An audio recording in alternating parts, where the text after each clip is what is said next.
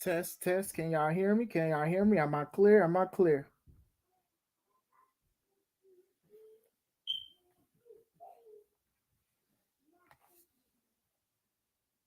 Test, test. Can y'all hear me? Can y'all... Okay. I hear myself on the playback. What's going on, everybody? This is Chris Classic dropping a live. It has been a long time since we've dropped a live. This is a very controversial topic.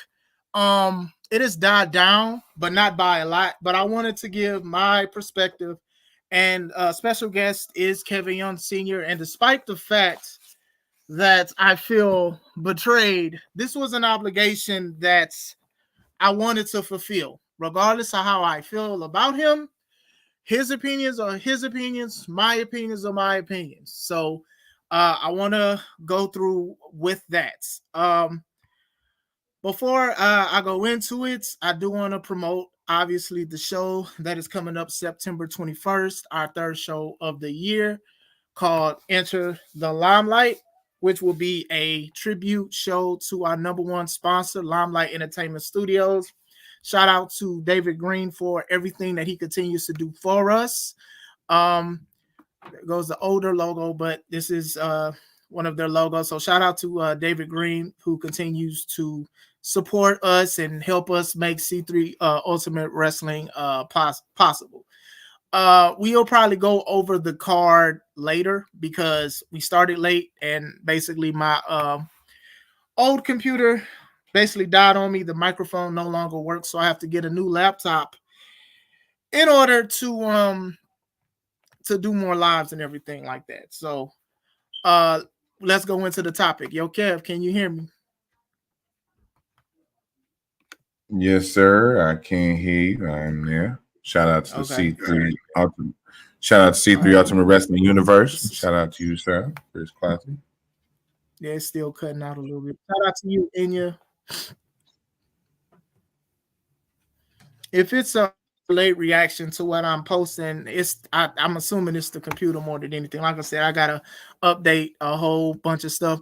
Shout out to you, Arshawn. We are gonna start. We're probably just gonna go into the nitty gritty, but for Arshawn, 4 good topics that people need to hear and listen to. Please subscribe to his YouTube channel, Critically Drinking.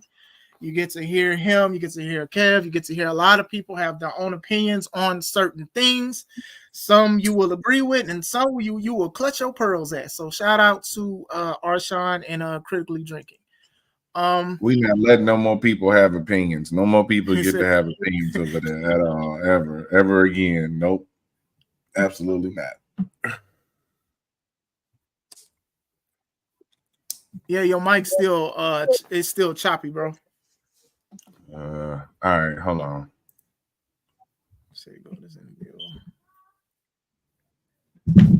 Okay, we're gonna try to wait a little bit long. We're gonna try to make sure Kev stuff is okay and good. Pull up game. The goat is in the building. He said his topics are sus. No comment. No comment.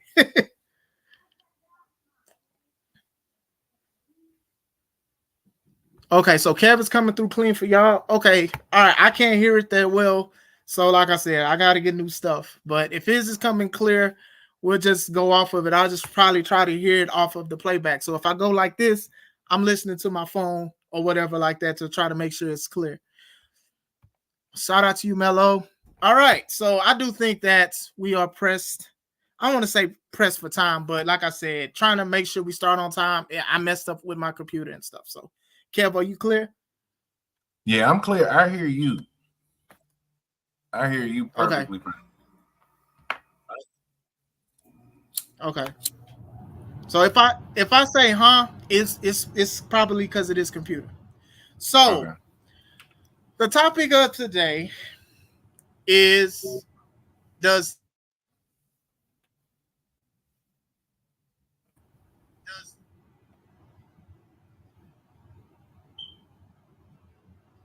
I'm about to switch computers. Hold on, bro.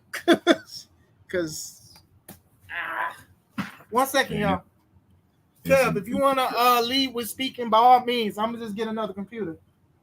I got you. I got you. I got you. While we while we wait on that, I know he said we was gonna go over the card a little later, but this is a topic. Also, I do want to thank Classic. I know we are having our differences right now, a bit of a disagreement, but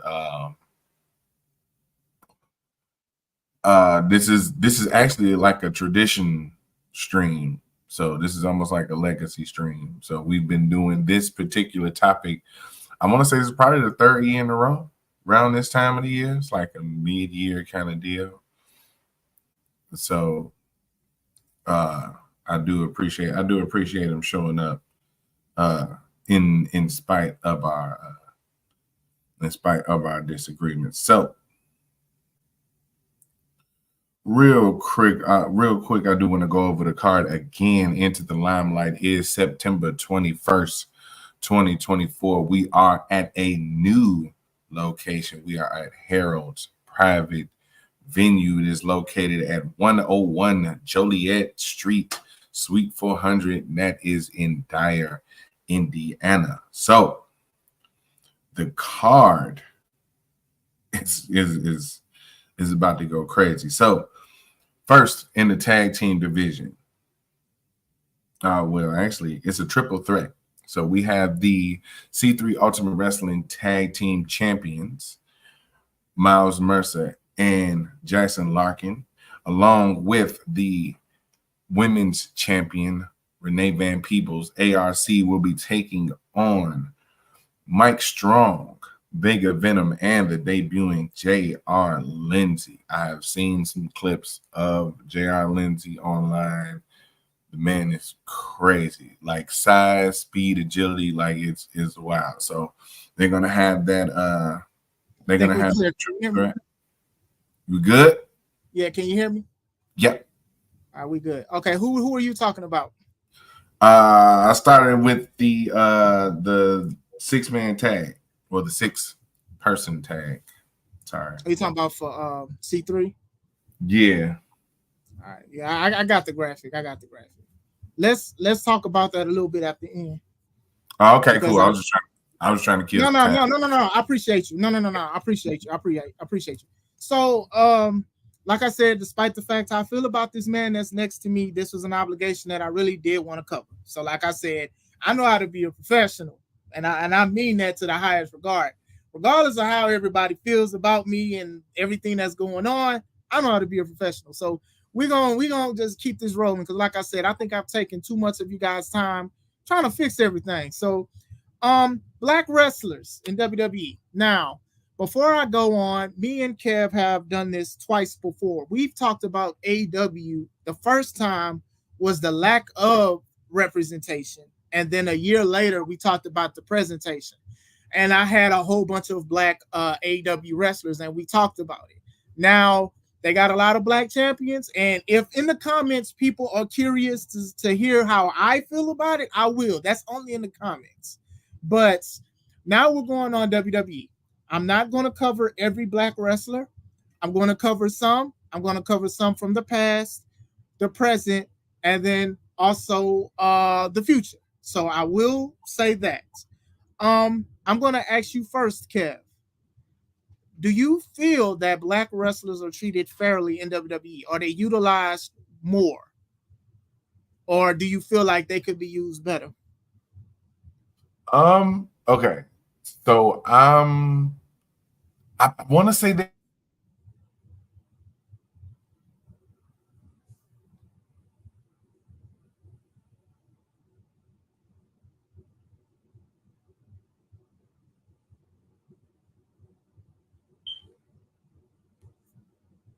Okay, can you hear me? Okay, he did cut out. Okay. We trying to work now. Give us he cut out. It's his turn to cut out. As he's trying to come back in, I'll say this, right? I'll say this about the situation. I wanted to ask Kev first. I wanted Kev's answer. Mello, we're gonna talk about that too.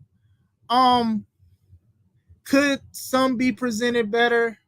Oh yeah, he exited out. He's gonna come back in. They could have better presentation, but I'm not gonna lie and act like WWE hasn't been cooking since the year started. Like I'm not gonna sit here and lie about it. See, when I think of wrestlers, and especially when people talk about black wrestlers being needing to be pushed, I think about the who, what, when, where, and why. Does it make sense? Will they be utilized correctly? Will they be misused? How will they be busy? You know, it won't take long for somebody to get released. So I don't just try to just say yes and no. Like, for example, WrestleMania was one of the most diverse. And I made a video about it. And my thing is, I'm very iffy on when companies try to say that a company is diverse because sometimes I feel like that could be disingenuous when it comes to giving people a chance. But I do think that WWE, especially for WrestleMania 40, they did a great job with it. Now, WrestleMania is the top level wrestling show, but then you go to SummerSlam, which is also a big four in PLE, and I don't think they had any. They had a lot of other stuff, but they didn't have it. So I do know that from a talking point, a lot of people were upset that SummerSlam, like they at least wanted to see Jade and Bianca against the tag champs. I disagree, sir. We're actually talking about the situation. But good to see you, sir. And bad to see you. It's gonna be worse for you September 21st. We talked about AEW before, and we're talking about AEW. I mean WWE now. So he said old ages in the chat. So yeah, I know a lot of people were upset that they felt like there was no representation in AEW. So I mean not AEW, I'm sorry, I'm slipping. SummerSlam. A lot of people was like, man, they should have had something. They should have had something. So I have a few wrestlers that I'm going to talk about. I'm going to say how I feel about it, what could have been done, but I'm not going to say it for everything. You get what I'm saying? I'm going to try to wait for Kevin a little bit. If you guys have opinions, I will read them real quick before I go into it because I'm going to wait for Kev and make sure like his stuff is good. The teacher, the old teacher, get it right. Says Paul's long-term storytelling has a lot of good to it, but it is negative. Is we don't get faves thrown in the mix quickly. Look, and I've talked about like just because one person is going to, that was doing crazy stuff, it doesn't technically mean that everything is going to work out. And even him, he's his own person. He has his own vision. So everybody's not going to agree with it. But when I bring up that he's been with Vince for a long time, people be like, well, you can't blame him for what Vince did. And I'm not saying that. I'm just saying that he knows the game somehow. Like, when I looked at the video, the movie when Brett got screwed at the Montreal screw job and how the man Triple H was literally lying to his wife at the time about not knowing. Like, he knows certain things. Like, and I don't want to go into it because I don't want to make it about Vince. But, a lot of people know some of the stuff that some people know about dark stuff that I'm not going to go much into, knowing that he probably did know some stuff. Like, you can't be ignorant to the fact. The teacher, get it right. So, like, I am going to wait for Kev. But like I said, we'll talk about Paul, too, because it is some things that I did want to speak about involving Paul. I'll just go into the wrestlers. Like I said, I don't want to keep you guys for more than what I had to. Hold on, some more comments. All right. So we want to talk about black wrestlers. So I'm going to show a screen of a black wrestler or group of people, and I want to say my thoughts on it because a lot of people do feel like they should have been put. They maybe need to be pushed or need opportunities or whatever. So I'm going to go with the former tag champions, women's champs, Jade Cargill and Bianca Belair. This is the first one. So if you guys want to leave comments, we'll talk about it. They could have had a match at SummerSlam. Hold on, I got scared. All right, Kev, can you hear me? Yeah, can you hear me? We good? Yep. Hey, all right. Okay. So that's a way. Alex in the chat saying we biased, even though I don't think this is really much of a biased stuff, especially what we're about to say. But I can only speak for myself. So Shout out to you, Brett, and everything that you continue to do with your podcast. So Jade Cargill and Bianca, or should they be in a higher spot? Should they be treated better or not? I think they are where they are. I mean, I think they're where they're supposed to be. I mean, I agree. Jade, like Alice kind of just said it, Jade basically restarted her rookie year.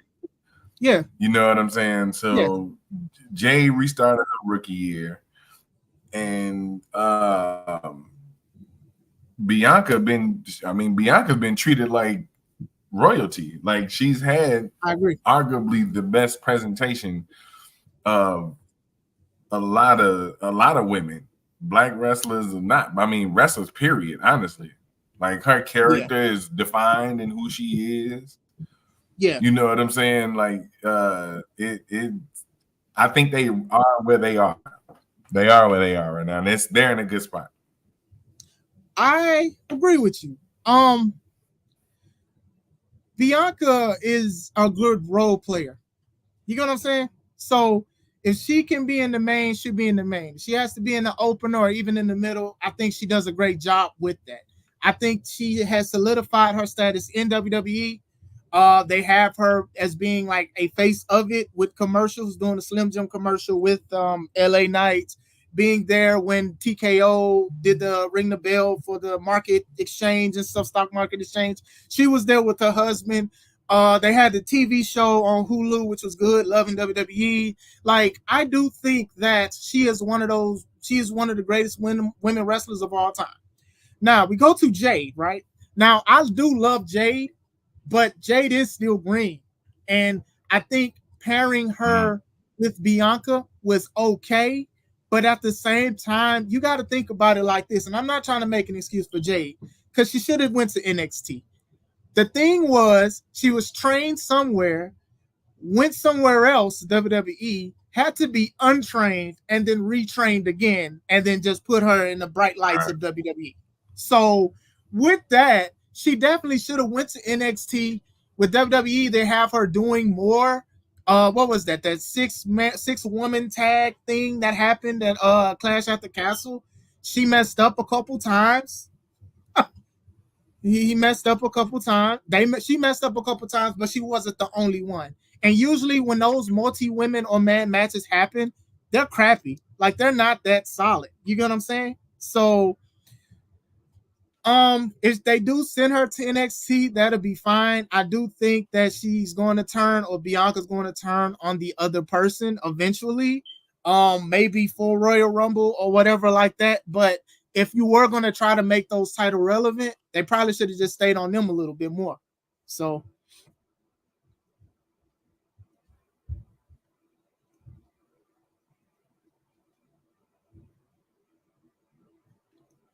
all right, Kev has left the chat again. I'm going to read some.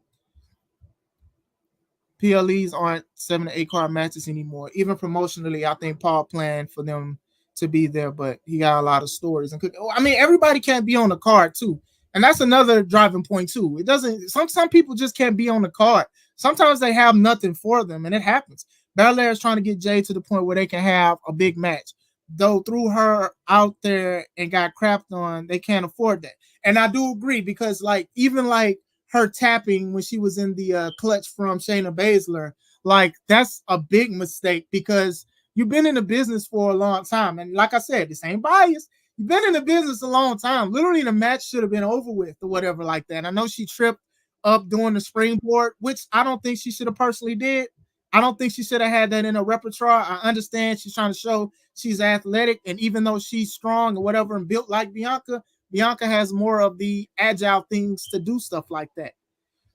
Jade was done a disservice by not putting her in NXT for at least 2 years. Shout out to you, Left Eye Ego, man. It's been a long time since we've even talked via live. So shout out to you. But yeah, I do think that Jade should have definitely went to NXT to perfect her craft or get some kind of molding. You know, a lot of people, I know wrestlers that's been trained for years that probably couldn't even get it on the main stage. It's definitely different from being on the independents in the major leagues. And they put a rocket to her back, and I supported it, and I did hope she wouldn't mess up. But you see she's in shorter matches or matches with interference or interfering. So I definitely think they should have took her to NXT. Why Triple H got an iron cross on his logo? Hey man, that's some other stuff that we gonna have to talk about another time because I be saying some stuff. But if she had a smidge more on the mic, Bianca would still be in solo time. I disagree with that, Arshawn. I don't even think she needs to be in the title hunt because she can go back anytime she wants to. I remember when she was actually the champion. A lot of people got bored with her championship reign, talking about Bianca Belair. People people wanted her to lose. They was cheering for her to lose. People really got tired. So like she could put other people over, or she could just be with Jade. Like to me, this cools off Bianca in a good way. But it's all on Jade to progress because we know that Bianca could have 20 to 30-minute matches and stuff like that. I can't say that much for Jade. I definitely cannot. Atlas says Jade is far, far go to work a main event role. And I agree. I don't think that she's ready for the main event. I do think she does need to go to NXT. If she goes, it's fine. Like, even if y'all do this feud with Bianca, she loses, Jade loses, send her to NXT. That's fine. I know you guys invested a lot of time and stuff in her, but it was just, I think it was a disservice. As much as I love Jade and I like to see her, and she's very agile, very strong, like people love her, but I want to see more of the quality thing. And I hate to say it, it's a lot of wrestling companies that do the same thing. That's, you look good, but we need more, but we're going to see what you can do. And you got a ball hit. Just shout out to Jordan Bell. She can't go back anytime she wants to. She's still in WWE. We having this conversation because they don't be going back. I don't know what you mean by that, but no, she can go to NXT. She can. I'm talking about Jade. Jade can go back in NXT. Like you have wrestlers that are worse in like Pete Dunne is in WWE. He went to NXT and stuff like that. I mean, it's all the same company, but you get what I'm saying when I say that. Thank you for bringing up how fans forget all the go away heat Belair had. This cool off was needed, and she's forever main eventer. Let Jade run that women's division in NXT for a minute. She'll learn. And then even then, like NXT is a smaller platform. But hopefully that works. And I've said in videos before that Jade would have to want this to improve in order for it to improve. But it's also WWE's fault for letting her out there the way they did. And she was fine. I thought she was okay. Having her team with Bianca was fine or whatever like that. But now you see her, she doesn't wrestle often. She's not wrestling often. It's smaller to learn a bigger voice. Yeah. So that's true as well. So I did want to talk about them as well. Okay, I thought you were saying Bianca could be a main eventer whenever. I don't think that's true with how they do black. No, Bianca is different though. See, and that's this is what I'm saying. I'm not upset with you, Arshawn. Bianca can because she's a role player. They could split up her and Jade right now, and then they can have her feuding against Nia. Because of whatever, because of what Nia did with Jade and then how she beat Bianca going up to the King of the Ring. Like, they could literally do that. Like, that's because just how Bianca Belair is. Bianca can do that. Jade, not so much. I mean, you can try it, but Bianca, you can do that. Same thing with Seth Rollins. Seth Rollins could be a referee one show, and then he can also be in the main event the next show. That's role playing right there. But also, I think Jade is doing fine right now. She just needs that time. Let her cook with Bianca, especially when they split. Yes, I mean, I'm fine with giving her time, but still, it's still a little, she definitely should have just went to NXT. I think she would have got it a little bit better. And like I said, there's a lot of people in this business that don't take this business very serious, but just because they have a look, they get a chance. And it's not even just talent, it's the look. I want to call it, respectfully, it's the Trish Stratus effect. And you guys know what I mean when I say that. She looked good. She was great. She was a valet. She looked great. And then eventually she learned how to improve. And honestly, her best work was when she was going against Becky, to be honest. But in my opinion, but still, just having a look can get you booked. That's bars right there. That's definitely a bar right there. Kev, let me know. You can chime in whenever you feel. Belair is a forever main eventer if she answers an open challenge. Yeah, I agree with that. I don't think people would be like, why is she there? I think she makes. Yeah, can y'all hear me? Can you hear me? Yeah, we can hear you now. I think going NXT would have looked weird, especially since you can always go back down. Yeah, it's messed up. I don't know if it's gonna work. Okay, well we gonna push through it. We gonna go through the next one. Um, two guys that a lot of people like: Carmelo Hayes and Trick Williams. What are your thoughts on them?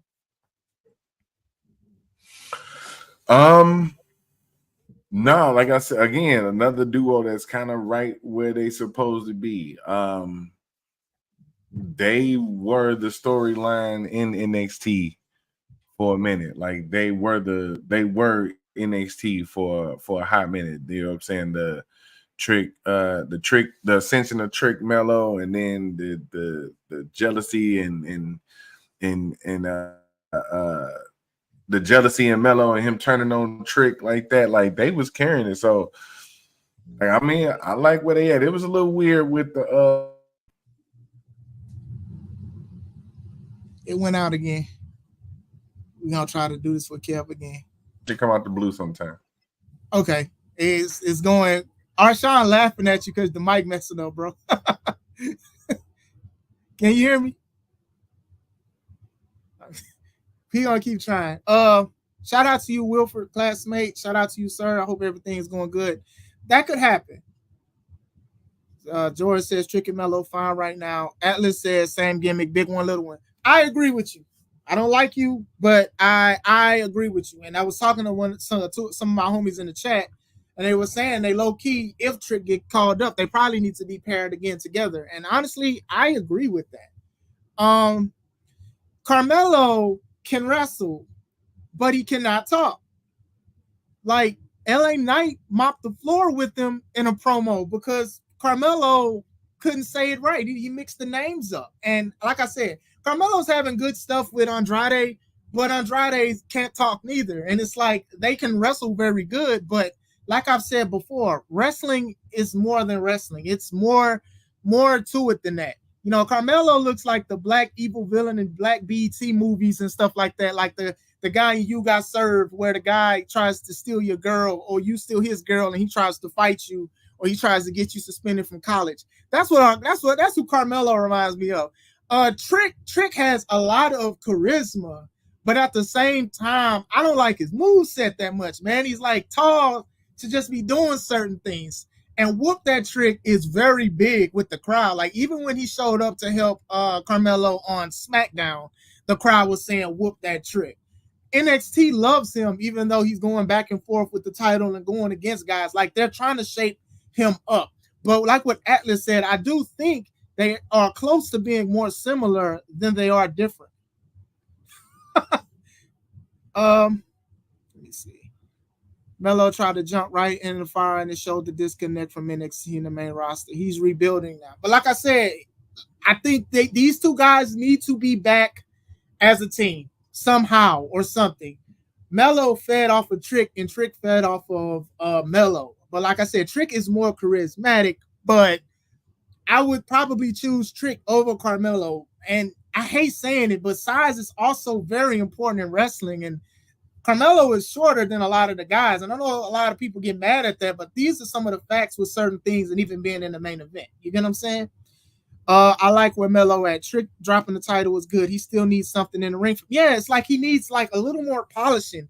Maybe the move set or something. Like, I don't know. Like, I remember when he was the champ and he had like the Versace from head to toe, the pants, the pajama set, and everything. And I'm like, this seemed more of a Rock vibe than a Trick Williams vibe. Trick, while a great face, was born beyond the energy he brings. He needs those reps. Yeah, it's like small stuff. Yep, I agree with you. Carmelo is the pretty dude in the Tyler Perry movie, the one that be like the abusive to the girlfriend, and then when they have like a family reunion, he show up, don't say hi to nobody, secretly beating up the lady. I'm against domestic violence, even though these jokes, I just want to say that. And yeah, he's the one that Madea beats up at the end. Carmelo is the villain for a lot of black movies. He is definitely the villain. Like, look at him. You can tell he is the villain. He is the one that's going to make sure you drop out of college. He's going to make sure you go to jail because you're going to be on your third strike if you get arrested. That's what Carmelo does. And low key, they had that same energy when he betrayed Trick Williams, and it worked. It truly did. But they both need something. The All Trick right, need is. I can hear you. can you can Yeah, okay. We good. We good. We yeah, clear. We good. All right. yeah, All yeah. right. Trick need Cool. finish is goofy. I'm gonna read these comments and then I want you to finish what you said because you was cooking. I ain't gonna lie. The real only bad booking W is doing with black wrestlers is how they did Bobby and MVP. To be honest, maybe H didn't know how to book them. Street Profits, if they are back to what they did last week, will be fine because they are staying in that title hunt scene. Good show, yo. Thank you. I'm going to talk about that in a little bit. If you want to stay in the chat, I'm going to talk about that in a little bit. Trick needs this solo time. Then when he is called up, just feud with Melo, but become friends again from their feud. Maybe best of 7. I'm sorry, man. It's funny over here. Hold on. Like Carmelo needs to steal Andrade's mask when he finally wins and become a black luchador. Now that's funny. Mhm. Optics do matter. Melo great in the ring, but without a great story behind him, it feels like a little man in the world of giants. And sometimes wrestlers don't need stories. Sometimes you can be captivating without one. But it's not a lot of people that's like that. A lot of people be like, man, this person needs to be in a story. And I'll be like, for what? What will a story do? Every story doesn't have to evolve around a title, but the story has to be interesting. What beef do they have with each other? Right. All right, Kev, what did you say about Trick and Carmelo? No, I did want to agree with that though, because on the side with Mello, because he he does he's bigger when he has something bigger around him. He feels it feels bigger, right? You Yeah, know what I'm saying? And it's kind of proof with the story with him and Trick. And like I said, that story with them was carrying NXT. yeah. Like there wasn't that was the I don't really tune in that much to NXT unless it's Trick, you know what I'm saying? Unless it's Trick Williams or it was Trick and Mello then, but unless it's like Lash Legend or Jada Parker or somebody like that. But that's neither here nor there. It's No, neither but here no, nor there. I get you though. I do think that I think you hit the nail on the head. Carmelo feeds off of who he faces or who he's around because he's had great matches with Braun Breaker, who's basically the future of WWE at this point. Like Hmm. he fed off of him and had good matches. What's his name? Isha Dragunov. I'm gonna say his name wrong. Hmm. Like Hmm. he feeds off, and that's a good and a bad thing because if you're by yourself, what are you doing that's different? You know what I'm saying? Hmm. What are you doing that's different when you're by yourself? Like I said, he was by himself, and LA Knight just mopped the floor with him in that promo because Carmelo messed up. Like sometimes that one mess up that messes you up for your career. Yeah. So it's Yeah. very important to understand that. And with Trick, right? I like Trick, and I think Trick can be future, and I think he's more charismatic than Carmelo. But Trick has to do something that's a little different because I love Booker T. Booker T is one of my favorite wrestlers, and we're going to talk about him too. It's one of my favorite wrestlers. I think he's one of the most innovative wrestlers of all time. And I do Hmm. think a lot of people give him flack because he's a company man for WWE. And I disagree with people doing that because he's loyal to a company that's put food on his table and also gives a lot of Man. his wrestlers a chance, like Roxy, who's the NXT Women's Hmm. Champ. So just Hmm. because you're loyal to a company, that don't make you a Sambo. That don't make you a pump or anything like that. Because most of these people won't say this to Booker T's face. They just won't. Right, they But won't. I Right, do won't. feel that Trick is like a Booker T 2.0. And I need something more than that because Booker is his own self. You get what I'm saying? Trick just Hmm. needs small things to differentiate him as Trick Williams. And I do think his move set will help. The Trick knee, I don't like knee strikes, especially for tall guys. Like you was better off just kicking them. You get what I'm saying? Like so yeah. Um Miss Parker. Melo stay missing. And yeah, man, like small stuff. And like I said, he's talented. He's showing that he can wrestle. Even him going against Cody Rhodes, and even though they missed that spot, he's having good matches. But wrestling is more than just wrestling. What else do you bring to the table? Yes, we're buying tickets to see wrestling, But what makes you stick out? What makes me want to buy your t-shirt or subscribe to your Twitter or follow you on YouTube? Like, what makes you different? That's what Carmelo has to figure out. Carmelo Lucky Paul doesn't give up quickly if he likes you. Trick is leaning into the Booker T comparison too much for me, but I do like a few of the homage moments, and that's fine. I have homage moments myself, but you still have to differentiate yourself. You know, I know he does the bookend sometimes, and even having hair that's similar to him, and even have Booker T saying, "What? Yeah, I like it." Like, to me, people look forward to that more than Trick coming out sometimes outside of the whoop that Trick. So it's just small stuff. You get what I'm saying? All right, I'm going to skip over one, but we're going to go back to it. Like I said, I don't have a lot, but we can talk about other ones that's even not on the panel. But I want to talk about Street Profits. Okay. Here we go. Here we go. What you think? Okay. I personally think that everybody's been overreacting about this whole Street Profits thing. Okay. I really do. We as wrestling fans, wrestling people in the business, we tend to be prisoners of the moment. Okay. Right? As much as we hold on to history, we tend to view history in the business in this weird way, right? Yeah. Because they haven't been winning a lot. Yeah, the Street Profits ain't been in many storylines. That's fair. I could agree. But they were the last champions. They were the last tag champions before RK Bro. So RK Bro beat them, and then the Usos beat RK Bro. So there was a point in time where they were getting the respect and the appreciation that they claim they're not getting now, or they claim like they never got, but they have been getting. Yeah. Okay. All right. I'll say. Hold on, my phone. The microphone.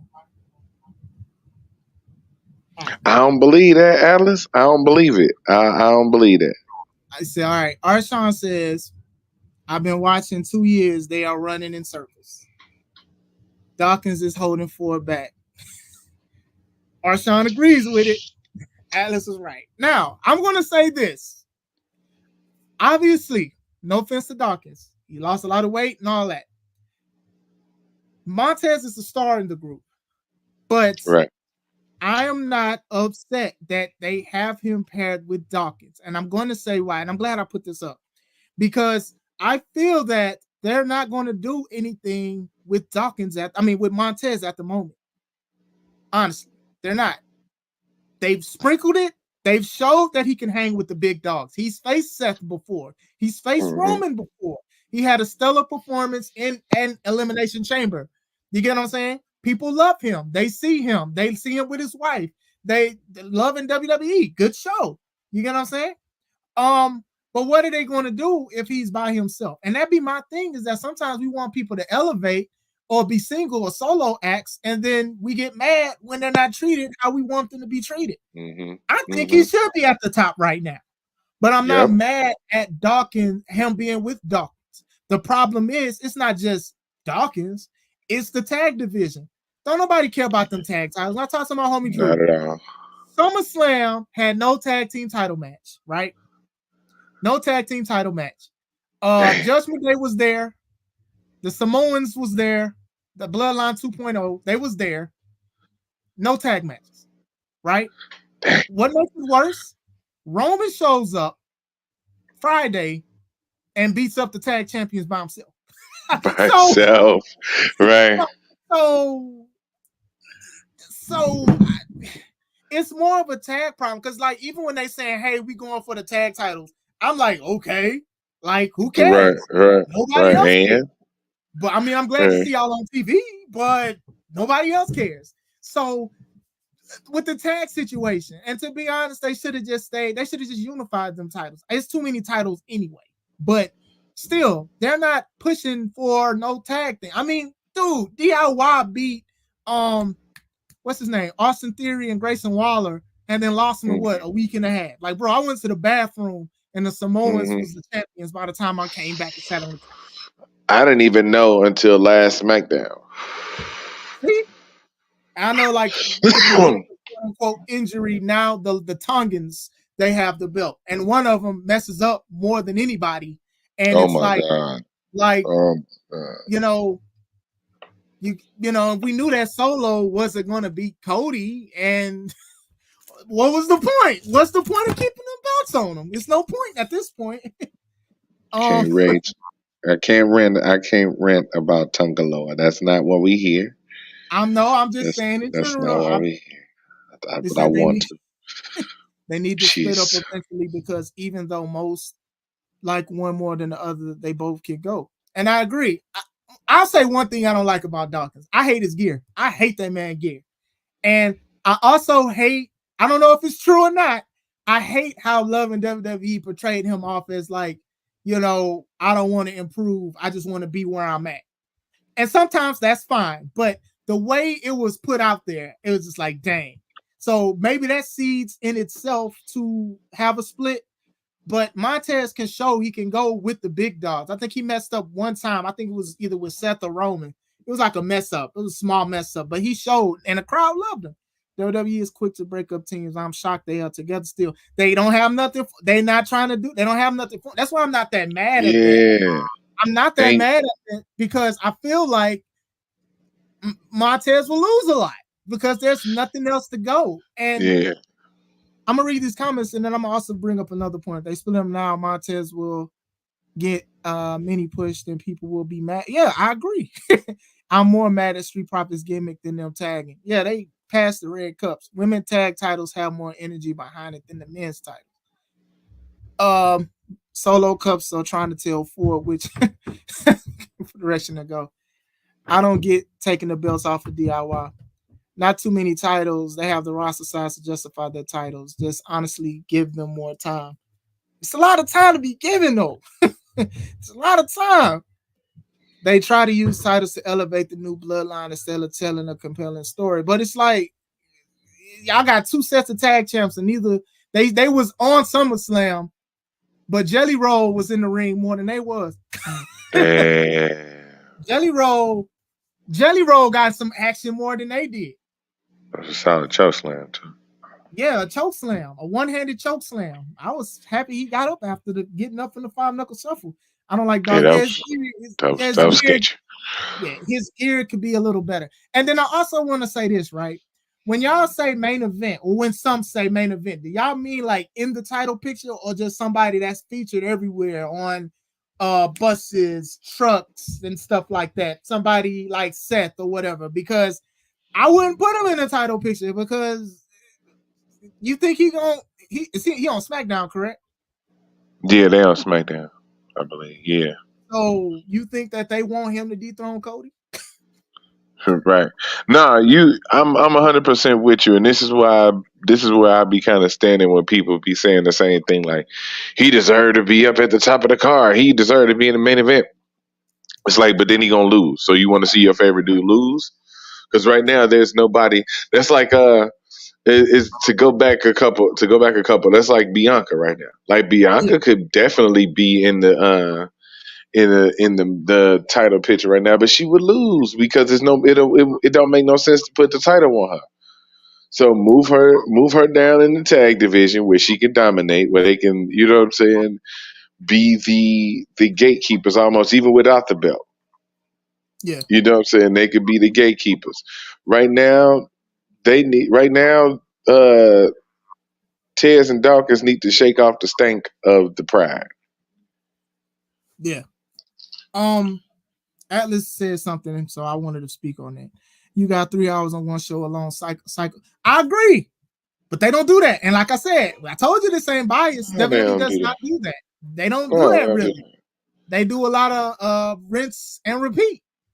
I don't think and I don't think it would help either. Like I get that. Okay, I get that it's a 3 hour show, but then at the same time, if we're cycling in a bunch of new stuff every week, one, the story is gonna get more incoherent. It's already it's wrestling. Like the stories is already getting planned out week to week, damn near. You know what I'm saying? So that's already gonna be incoherent. Plus, nobody will get over if you're trying to get everybody over.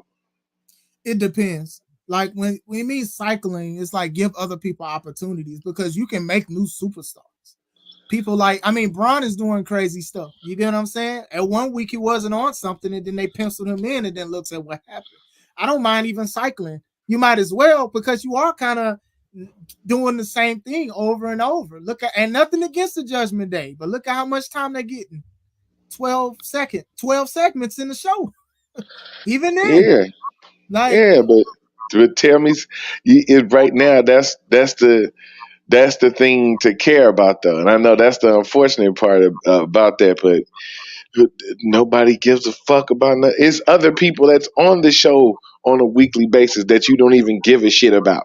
So like, you know what I'm saying? Why bring in new again? Like why cycle in new people that we're not gonna give? Like the reason Braun Breaker to me got super over because he was super over in NXT. You know what I'm but saying? that didn't. That's a good I point. But that he didn't carried happen a for Carmelo, though. right, but that's the thing. Mello also came over. How can I put it? Mello also came over losing, right? He came in a bad guy role. The Trick was super over. Trick was the man. Everybody was kind of looking. Then nobody wanted to see Mello because we were seeing him on one screen as this heel antagonist who's, you know what I'm saying, butting heads with our favorite guy. So why would we want to cheer for him or see him on Monday nights in a completely different role? That's where I think they messed up at with him. They should have had it as consistent as it was with him on NXT. He should have been that jerk. He came in almost trying to be a face. He almost came in trying to be a good guy. Yeah, like But you playing a heel on NXT. Like they do that. They do no, that a lot. Though. WWE does that a right, lot. That's not, right, you know, that's not per se like Melo's fault. That's, hey, right, just come out of nowhere and then people should know who you are and cheer for you, even though you ran over your friend's foot with a camera. right. You just right. You just kicked somebody puppy the other day, bro. Like, Like, why am I supposed to cheer for you right now? like, you just supposed to just like them because they from NXT, and then hopefully you watched it. Some comments. Arshawn says, I would want Tess to be where they want Andre to be, but can't. Bianca needs to be in the tag because she outside, and that's what I'm saying. I'm not really upset where she's at, and I think Kev Yeah, said that himself. I'm not upset with that because, like I yeah. said, she's a good role player. She can do anything they want her to do, and Hmm. that's fine. Whenever they want her to move up to whatever, she'll do it and do great. She's put in the time and the work. Mello Right. says, I'll be heavily featured and can be put in the title picture at any time when I say main event. They try to keep the ones they like on TV till a break in the main story beats break. Okay, I get what you're saying with that. Because like Let I said, some people be thinking they just want them to win like a main event title and then just be a main mhm. actor. It's definitely a difference. Atlas Oh, says not necessarily. Yeah. real quick. I was going to say to Alice's point about Bianca. No, I get that because that's why she needs to be like kind of to Classic's point. That's why she need to be there because if she was up at the top, she'd just be losing right now. And you know damn well ain't no reason she should be losing. It depends on how it is. To me, story is very important. Like you can have somebody losing weekly and being like, dang, they lost their mojo or they lost their step and stuff like that. And that was like even when she lost to Becky at SummerSlam. Regardless how upset I was, I understood it. But as soon as I went online, oh, she a jobber, jobber, Bianca a jobber. She not this. She ain't got it no more. Blah, blah, blah. I'm like, can we just wait for the story to happen? Right. Like, can we wait? And it wound up actually being a great story. But at the time, jobber, squash job. back. She ain't gonna be in the main event no more. Like don't get me wrong. Like I'm unbiased when it comes to certain situations, and even what Alice saying, you mainline your single story and cycle in new stuff, and I agree with that too. I mean, shoot, you can have a new person in the new Judgment Day. I don't know what Carlito doing there, but the time they Carlito keep just happy to be there, man. he I just swear, he killing, bro. The time he they just keep happy feeding to him be down there. there for He's like, as NXT. long as they don't notice me, if I could just sit here and they don't even notice I'm here till they need to, yeah, I'll be cool. Yeah, it's like you build from secondary with new stuff. That's how you. And I agree. You test the waters with what you have, and then you see the reaction. You see Hmm. the engagement. Low key, they did that with American Made. You know, basically the Creed brothers and Gable. They did the thing with the Wyatt Six, but Gable was Hmm. feuding with Otis, Maxine, and Tozawa. Then the Wyatt Six was targeting Gable. Then around the time Otis left him, and then they branched like three things into one branch basically, and it's interesting. You know, now what's the name? Avi now is a part of American Made, so you can also Hmm. marry new gimmicks with baby steps. Yep. Pete Dunne getting run on two brands while Mello and Street Profits hanging around. Hey man, look, I get it. I do, but what are we gonna do with them? You get what I'm saying? Like I understand wanting to see more of somebody, but sometimes we need to go into depth like what's gonna happen. Mello says a loss Hmm. can be an opportunity too, but look at how fans treat a loss now. There was a time where someone could get their feet wet, lose loss, and still get over fans cry about a loss now. That's why WWE doesn't really pay attention to a lot of fan input. Even when Vince, before he got kicked out, he said he don't look online for people's comments. Yeah, I mean, they're the number one yeah. company, and I respected that. Like they already the number one, regardless if you say it's a dip in viewership, it's not what it used to be. They was the number one. You know, people love Tiffany. Her having a briefcase is the pink elephant in the room. If Bianca Jade were in the title scene right now, everyone would be waiting for them to lose her. I think she's going to cash in on Nia Jax, I'm waiting. but It's I, gonna I, I personally think she's going to cash in on Nia. But yeah, that's a story in itself. That's why things like I was happy when the King and the Queen of the Ring that gave them a title shot. They gave people title opportunities. You get what I'm saying? Because it go. felt like a wild card. Money in the Bank winners are wild cards. You get what I'm saying? They're wild cards because you can cash in anytime. I know the 24/7 title didn't last long, but even then, that was somewhat of a wild card factor. You know what I'm saying? Like you need these kind of things because you don't want to be like, oh, okay, it's not this person's time. Now you have a Money in the Bank briefcase, and your time could be anywhere. You get what I'm saying? So here goes Hmm. one. You ready? Yeah. Okay. Okay. You should have photoshopped Odyssey Jones in the corner. uh, we can Since it, speak about Odyssey too, because he just came. Being he was uh, drafted like a year ago, and he just showed up. I think he was single. you know, like was about to send out a APB on the man. He was missing, but this okay. So with the New Day, I've never had a problem with the New Day. I know a lot of people have had their issues with the New Day because what I'm saying, how they feel about the whole presentation, the dancing and singing and smiling and whatever. I don't care. I would much rather see that than some shit I see on in the real life. I don't want to see no real life presentation. You don't see Crime Time again? No, no. And we was talking about that, right? Okay, so look. Me and Rashawn was having this conversation, right? Because everybody's like, "Oh yeah, crap time. They was real." They was like, I was like, "Look, okay, this is the best. This is the best way to explain the issue that I have with us as a total whole, right? When the New Day first started, they was speaking in a way like, man, we all at the bottom. I remember that promo. I remember Woods coming out in that white ass suit. I remember.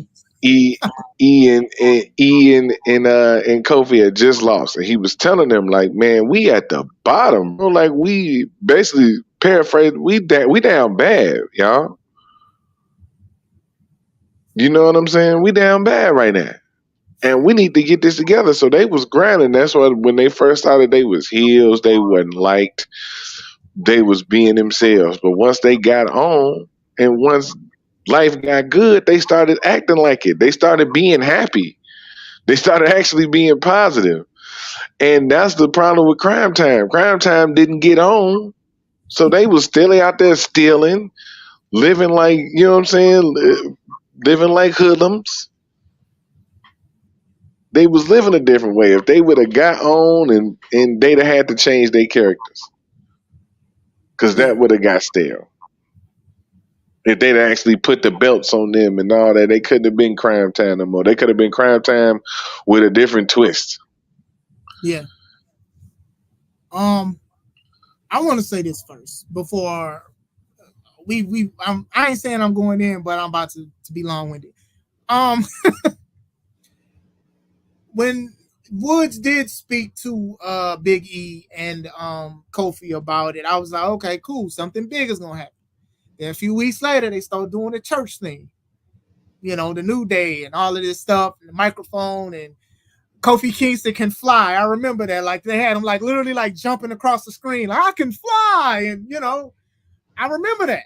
So when they came out, I liked all three guys, but I was like, what is this? But they were rejected by the majority of the fans. But they were consistent with knowing that they had a job and going out to do it. Similar to Booker T to me, right? How people be like, well, Booker, you should have did this. You should have said this. You shouldn't go down for this. Three of these men wanted to wrestle for WWE, and they were going to do whatever it took. I remember they went to New York. Now, New York was very vocal. Chicago, New York, a lot of them were very vocal. They boo you, they boo you. They booed New Day at the beginning. Yeah. And then when they sung their rendition of the Jay-Z song, New York people are booty. Yeah, I just said booty. They was laughing and cheering. To me, a lot of people said New Day sucks. And then they were saying, yeah, we got New Day socks. They turned that negative into a positive. I don't know. Usually when wrestlers get tired of something and feel like it's not going to work, it won't work. They made it work. And I'm proud of them for that. However,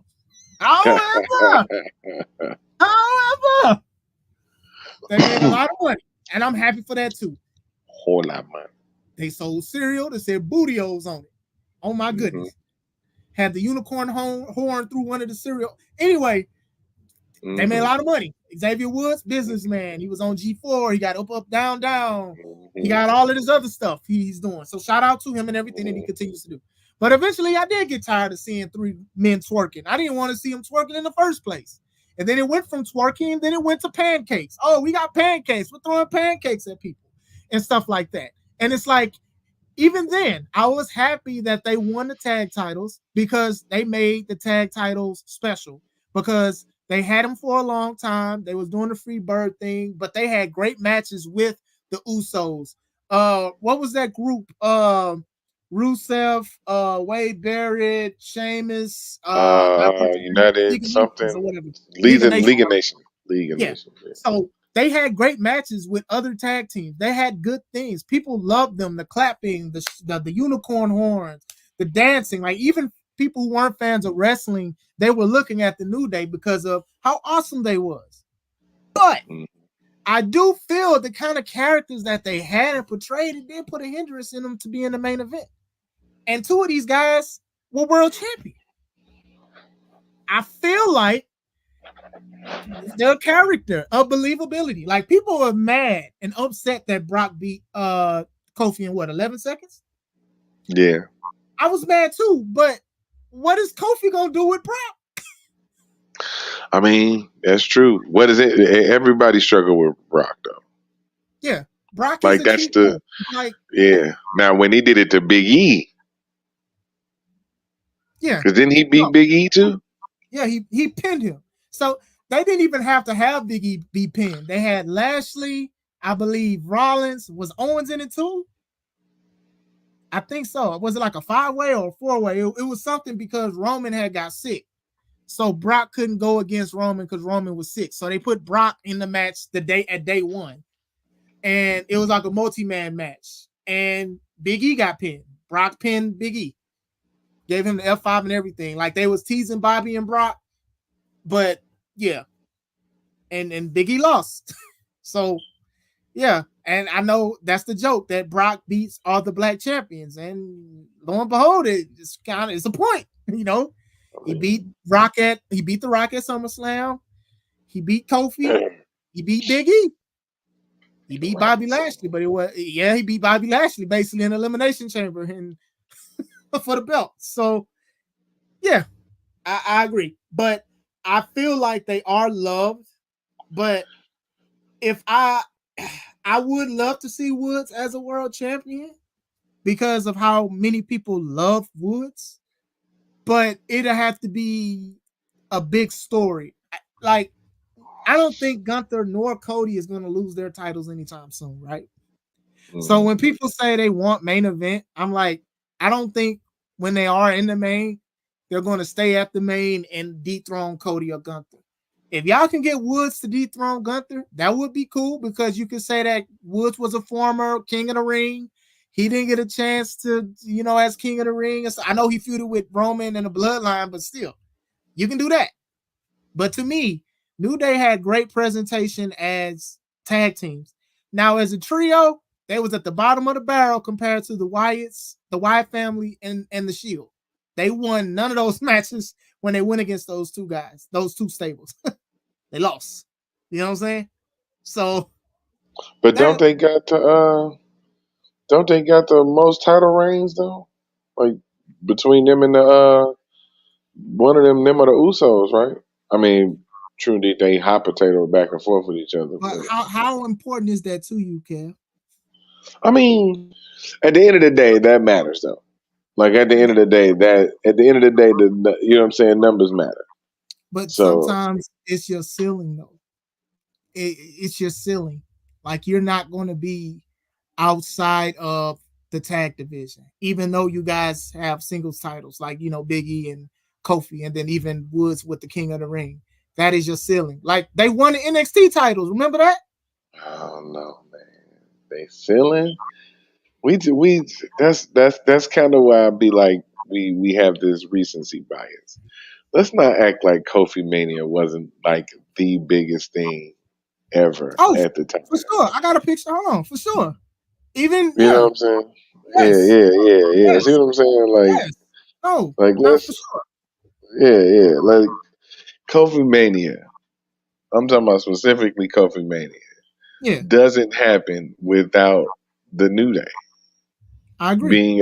being a thing, right?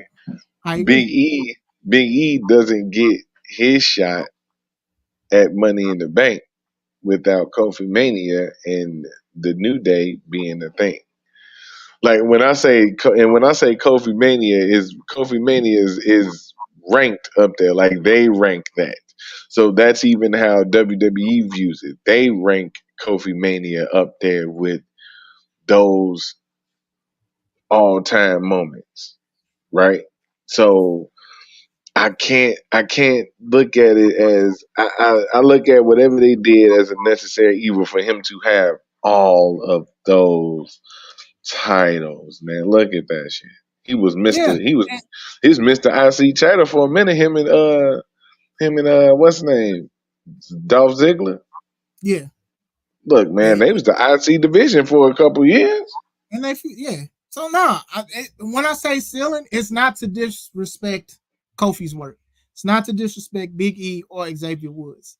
It's just the fact that they've won the tag titles a lot. And yeah, the numbers will be very important. Like I would say I'm a 12-time champion. Like, Harlem Heat is the record for the WCW tag champs. You know what I'm saying? And they talk about that. And then Booker T, five-time champion. So I get it. But still, it's like, what happened after that? Kofi challenged Bobby Lashley for the title and lost, and then basically that was it. Big E, I don't even think he didn't. I don't think he went after the title after that because I think shortly after that's when he had got injured. So it's not to Yeah. crap on what they've done. It's just to say like the treatment and how they have them. Like if they win the tag belts now, right? They do have the potential to obviously make them more relevant than what they are. I just think that right now they're worrying more about story, like Bloodline and Judgment Day and the Wyatt Six. They're worrying more about that than the tag stuff or whatever like that. So, let me see. I'm gonna read some comments because there was a lot left. They turned chicken boo boo, chicken salad. Yep, I respect that. That flip was top tier. They knew it. They didn't get it over the way they were going. Yeah, they did it because rent was due. Rent was due. They had Becky and Lyra hanging with Nia. They could make Kofi look decent. I look. JD McNugget lasted almost as long as Gunther against Damien. They do what they want, and I agree with that. But at the same time, sometimes some people get mad with what they see, even if it's what they want. I've seen a lot of people wanted Bianca to win, right? Got Bianca. Now y'all want her to lose the title. She got to lose the title. She's getting stale. She's getting stale. She's getting stale. Mind you, it was historic reign. And me, like I said, going back into history, I don't even know what longest reigning women's champion in modern era means. I don't even know what that means, bro. Like, because it's so many, because it's like, has she held it the longest, longer than anybody? Like, what is modern era? Like, to me, it's a lot of, craziness with that. So for me, they should have gone the Uso route. Uso Penitentiary was getting ready to be taken serious from face paint days, but when they were chilled on the jail references, they were amazing. I mean, they got the thing they're doing with Odyssey with Xavier and Kofi, but I don't know what we'll see. Like I said, if anything, I'd have Kofi and Odyssey beat up Woods more than anything. I wouldn't make Woods a heel. They said if they didn't let Gable beat Gunther as much as people wanted, I don't see a world where Woods gonna beat him. I mean, Sammy beat Gunther for the Intercontinental title. Like, to me, as long as it somewhat makes sense. Like, even how Sammy beat Gunther, it made sense. Because they keep saying that Sammy is the underdog, and he looked like one. Plus, his Paul loves history, so at the moment, he'll bring them up and list off those accomplishments and justify them being in any spot he wants them.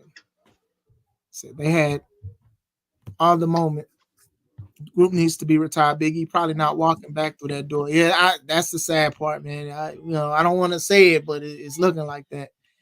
Woods and Kofi need to grab OJ and Alpha Academy and make Kofi Academy and New Day Academy. Like, I don't know what they're going to do, but it is interesting. And I will say, I wasn't ready for her to lose, but her 5 moves was getting annoying. I will say I am interested on what they are doing with the New Day. I will say that. I don't know, Odyssey showing up and doing what he did was pretty cool. Doing the side slam, the 2 guys that's 300 pounds, one Oh, on each that was arm, was impressive. crazy. His black hole slam, very good. It looks like a finisher. One thing I don't like about Odyssey, though, he flips a lot. He rolls on the opponent a lot, and he does a lot of rolling in the ring. You need to sell your size personally. You could do it one time, but when you do it like 3 or 4 times, it's not special anymore. How they're selling like Woods is reserved, I can understand that. We could finally see a breakup of the New Day, and I am curious to see how it happens. I don't think that the group needed to be together forever, per se. You get what I'm saying? With Big E may not even coming back to wrestle, it would never be the same anyway. You get what I'm saying? So they're going to be in the Hall of Fame soon. I mean, I don't know how soon, but they're going to be in the Hall of Fame. But I'm curious to see that. Nah, You don't I want to don't see think them it break needed. up? Nah, because if they break up, so if the New Day breaks up because of this, then that means Karrion Cross won, and that means I'ma hate everything about everybody for the rest because I cannot stand that dude. Oh my god, I cannot You can't stand. stand Karrion Cross. that he makes me hate wrestling. Like he makes me hate wrestling. Like when he's on my screen, I'm like, look, I'm just basically finna call Chris and quit. Cause it's like, why even why even do this? if he's in the same if he in the same business that I'm in. Why Cross is okay? No. You had that backwards. It's Yakko, like as in he crazy. It's crazy. This whole I, thing is crazy. I But think no, they they dropped the ball. Nah, it's both. It's both. It's both. I'm gonna tell you why. Cole grabbed the mic and said the man was boring and generic, and Cross has never bounced back from that. And then when they did call him up to WWE, they put him in a little gladiator outfit and stuff. You get what I'm saying? And his wife, you know, obviously was like, everybody's gonna look at her because she looks great. And she wound up outshining him, especially with the mask and stuff. His first match, mind you, they were saying he was undefeated and stuff. He went against Jeff Hardy, I believe, and lost. yeah, that was his first match. Lost his first match. Like y'all made this man to believe to be unstoppable and all that. I believe he had to vacate the NXT title the first time because he had got injured. Then he came back. He was on an undefeated streak. Called him up.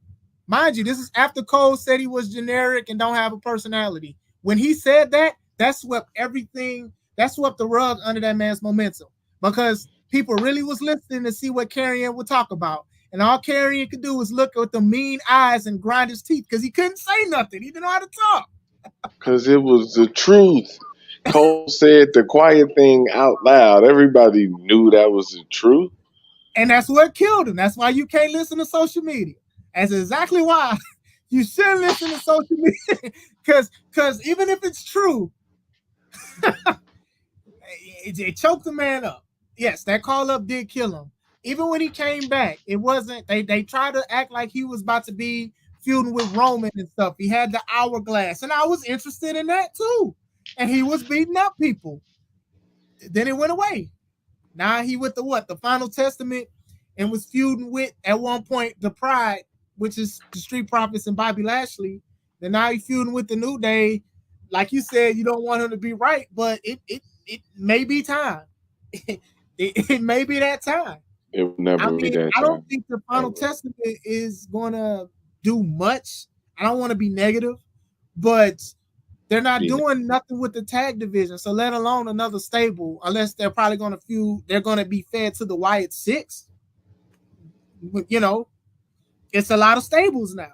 You know what I'm saying? It's a lot of stables. So I don't see them just switching. And most of the stables are bad guys. They're not even good guys. So Yeah, most of the factions is bad guys. So I'm. Are we going to get into Bobby Lashley and all of that at some point?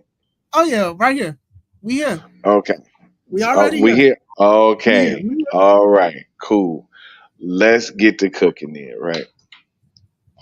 Now, the reason I can say that the Final Testament, I'm not even gonna give him credit for the pride and all that because they were a problem waiting to happen, Okay. right?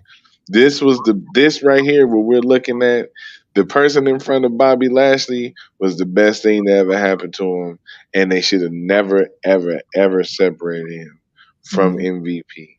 Yeah. Ever. He was the best thing that happened to him in TNA when they was the beatdown clan. He was the best thing that ever happened to him when he was in WWE as the Hurt Business. Here's where the Street Profits are the problem. And I'm gonna explain this. I'm gonna explain it to you. I explained it to Rashawn. Here's where the Street Profits were the problem in uh in the Pride.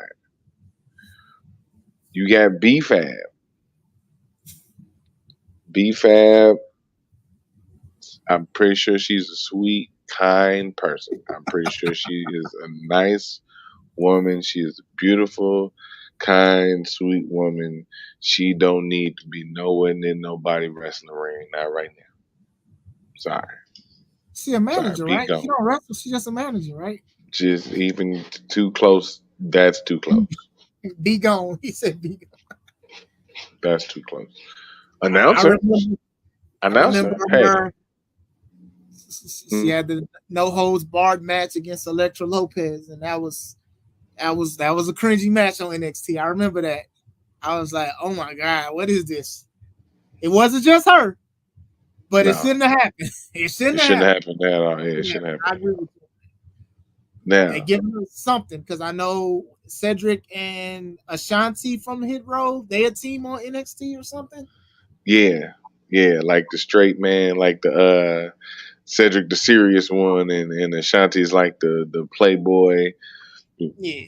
He was trying to holler at not Lash, but what's the other girl name in Uh, metaphor? Jackson something. I Yeah, know you something Jakara or Jackson. something like that. Yeah, Yakara, yeah, yeah. Jakara. Yeah, yeah, something like that. Yeah. Um, Now that's one problem. That's one thing. Two, you got Arshawn Bobby know it. He Lashley, know the name. He remember. Jakara. Yeah, He yeah, remember the name. yeah. Arshawn. So um on the Bobby Lashley, like I said, the best thing that ever happened to him was MVP. Why?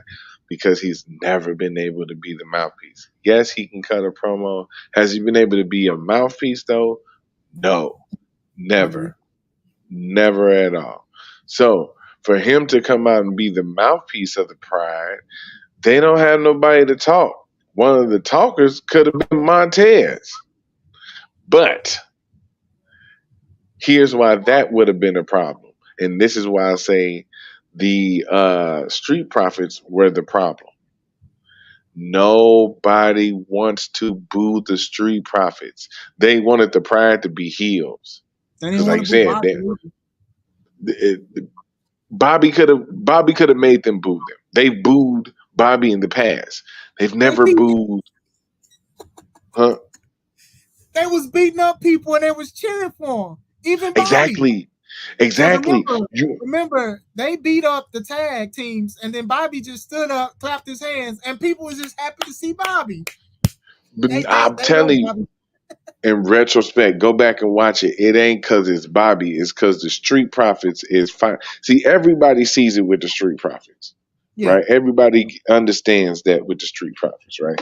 The thing is that everybody wanted to see the Street Profits be on that, but they're not going to boo them like serious heels. They might want to see the edge, like Rashawn was saying. They might need to see like the character change, like a little edge added to them, but they were never going to boo them outright like heels. Bobby can get booed like a heel. Bobby has a history of being a heel. When he was with Leo Rush, when he was doing the kiss my ass shit or look at my ass, showing everybody his ass, like he was getting booed. You know what I mean? Like that's what they was doing. With the Profits, he was going to be a face because everybody likes him. Like you said, Tez. They both on the reality show. You getting to see their personality. You learn about them as people. You got to see their match. They've never been heels. You know what I'm saying? They've never been heels. Yeah.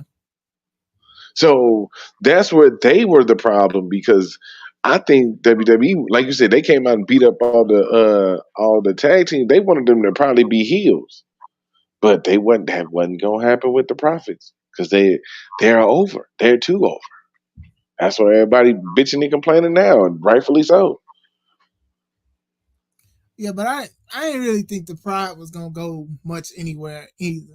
Like, I ain't even gonna lie to you. Like, I think regardless if they were a heel or a face, I did feel like it was just something, if anything, for Bobby and Montez to do. Nothing against Dawkins, nothing against them, but just something for them to do because they started doing stables, they started feuding. They feuded against in the Final Testament, and then now believe Bobby is out the door is to believe. So no, I get it.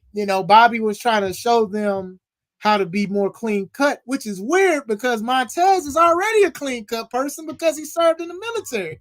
Right? Dawkins needed more than anybody. Right. They said, Don't like I think that they could have had a dynamic between Montez and Bobby on trying to help Dawkins change up a little bit, because you see Montez match with Bianca. You see that he wears suits and stuff. You see he dresses professional. So it was Right. like, how is Bobby trying to help that because of what the Hurt Business did? It didn't really help. Hey, let me show y'all this. Let me show y'all this Right. lifestyle. And Right. I agree with that. Like, to me, it was good to see these three brothers together, but what was the longevity in it? Now, What was this some going to fa- lead to? It wasn't going to some lead to a title, a main title for Bobby. It wasn't going to lead. You would hope it would lead to the tag titles, but they're not there no more. So, some um, hindsight, some hindsight fantasy booking. They added the wrong B to the whole thing. They needed to figure out a way to get Bianca in there.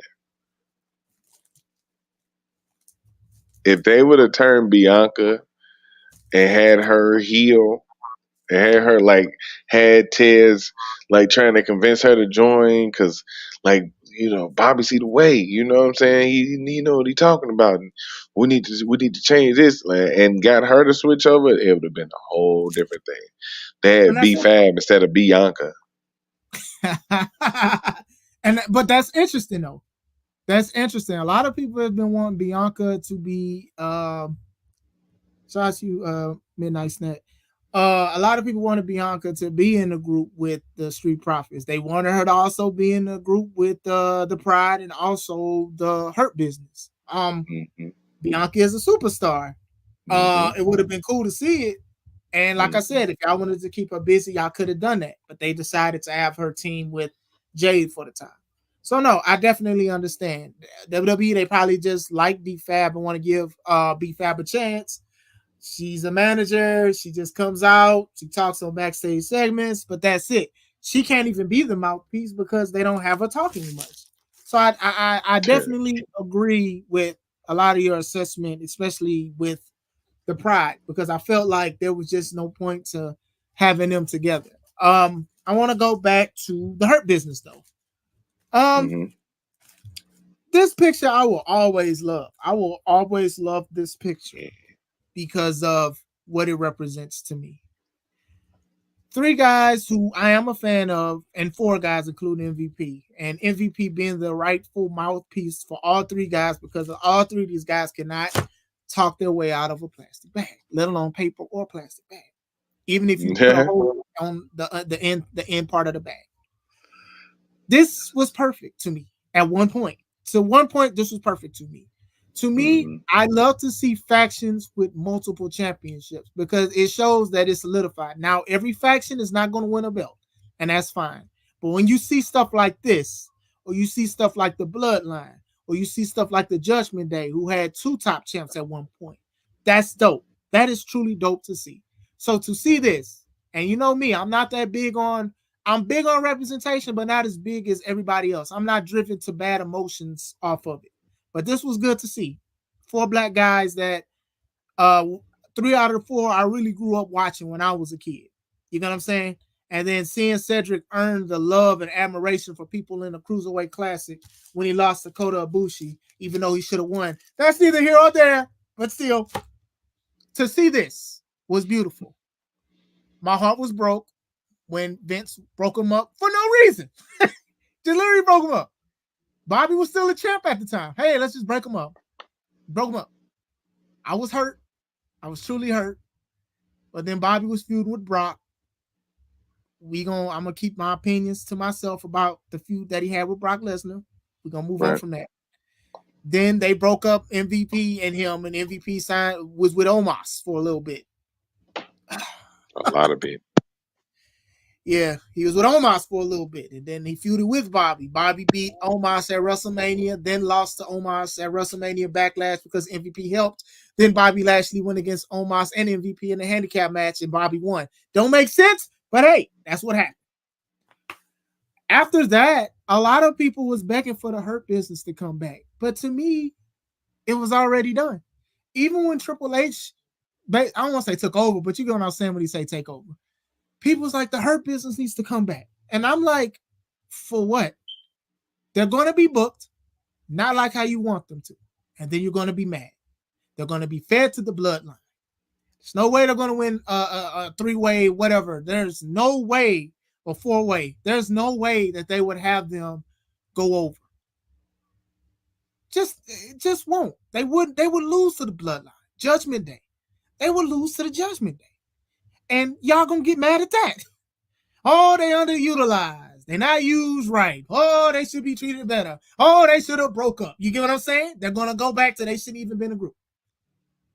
This was the same thing I had with New Day, right? And I spoke about this earlier. New Day feuded with the Shield, lost. They feuded with Bray Wyatt, with the Wyatt family, lost. They still the most consistent faction at the time, even with Big E being, out still. Now they're teasing a breakup finally. We can sit here and say it's a color thing. We can. Or we can sit here and say the other teams were the bigger teams. And to be honest, to be fair, the Shield was the bigger team going against the New Day. Bray was bigger than everybody. It didn't matter about Harper and Bray and Rowan. Bray at the time was just the bigger guy. He was the more compelling guy. So even then, that makes sense. It would have been cool to see a victory, but we didn't get it. Even the Wyatt family, they beat the Shield when they did their 3-on-3. So that just says something in itself. I just think that if the Hurt Business would have reunited, many would have just rejected it. They would have hated it. And that's just how I feel about it. MVP is the MVP of the faction because Bobby was the unstoppable guy, picking people up, throwing them into the turnbuckle post. I love that move that he did. Everybody loves Shelton. Everybody loved what he can do ever since he went against Shawn Michaels and all of the other stuff, Team Angle, all of this stuff. Cedric Alexander, Cruiserweight Classic, Cruiserweight Champion, did a whole bunch of stuff but couldn't talk. MVP was the guy. He was the one.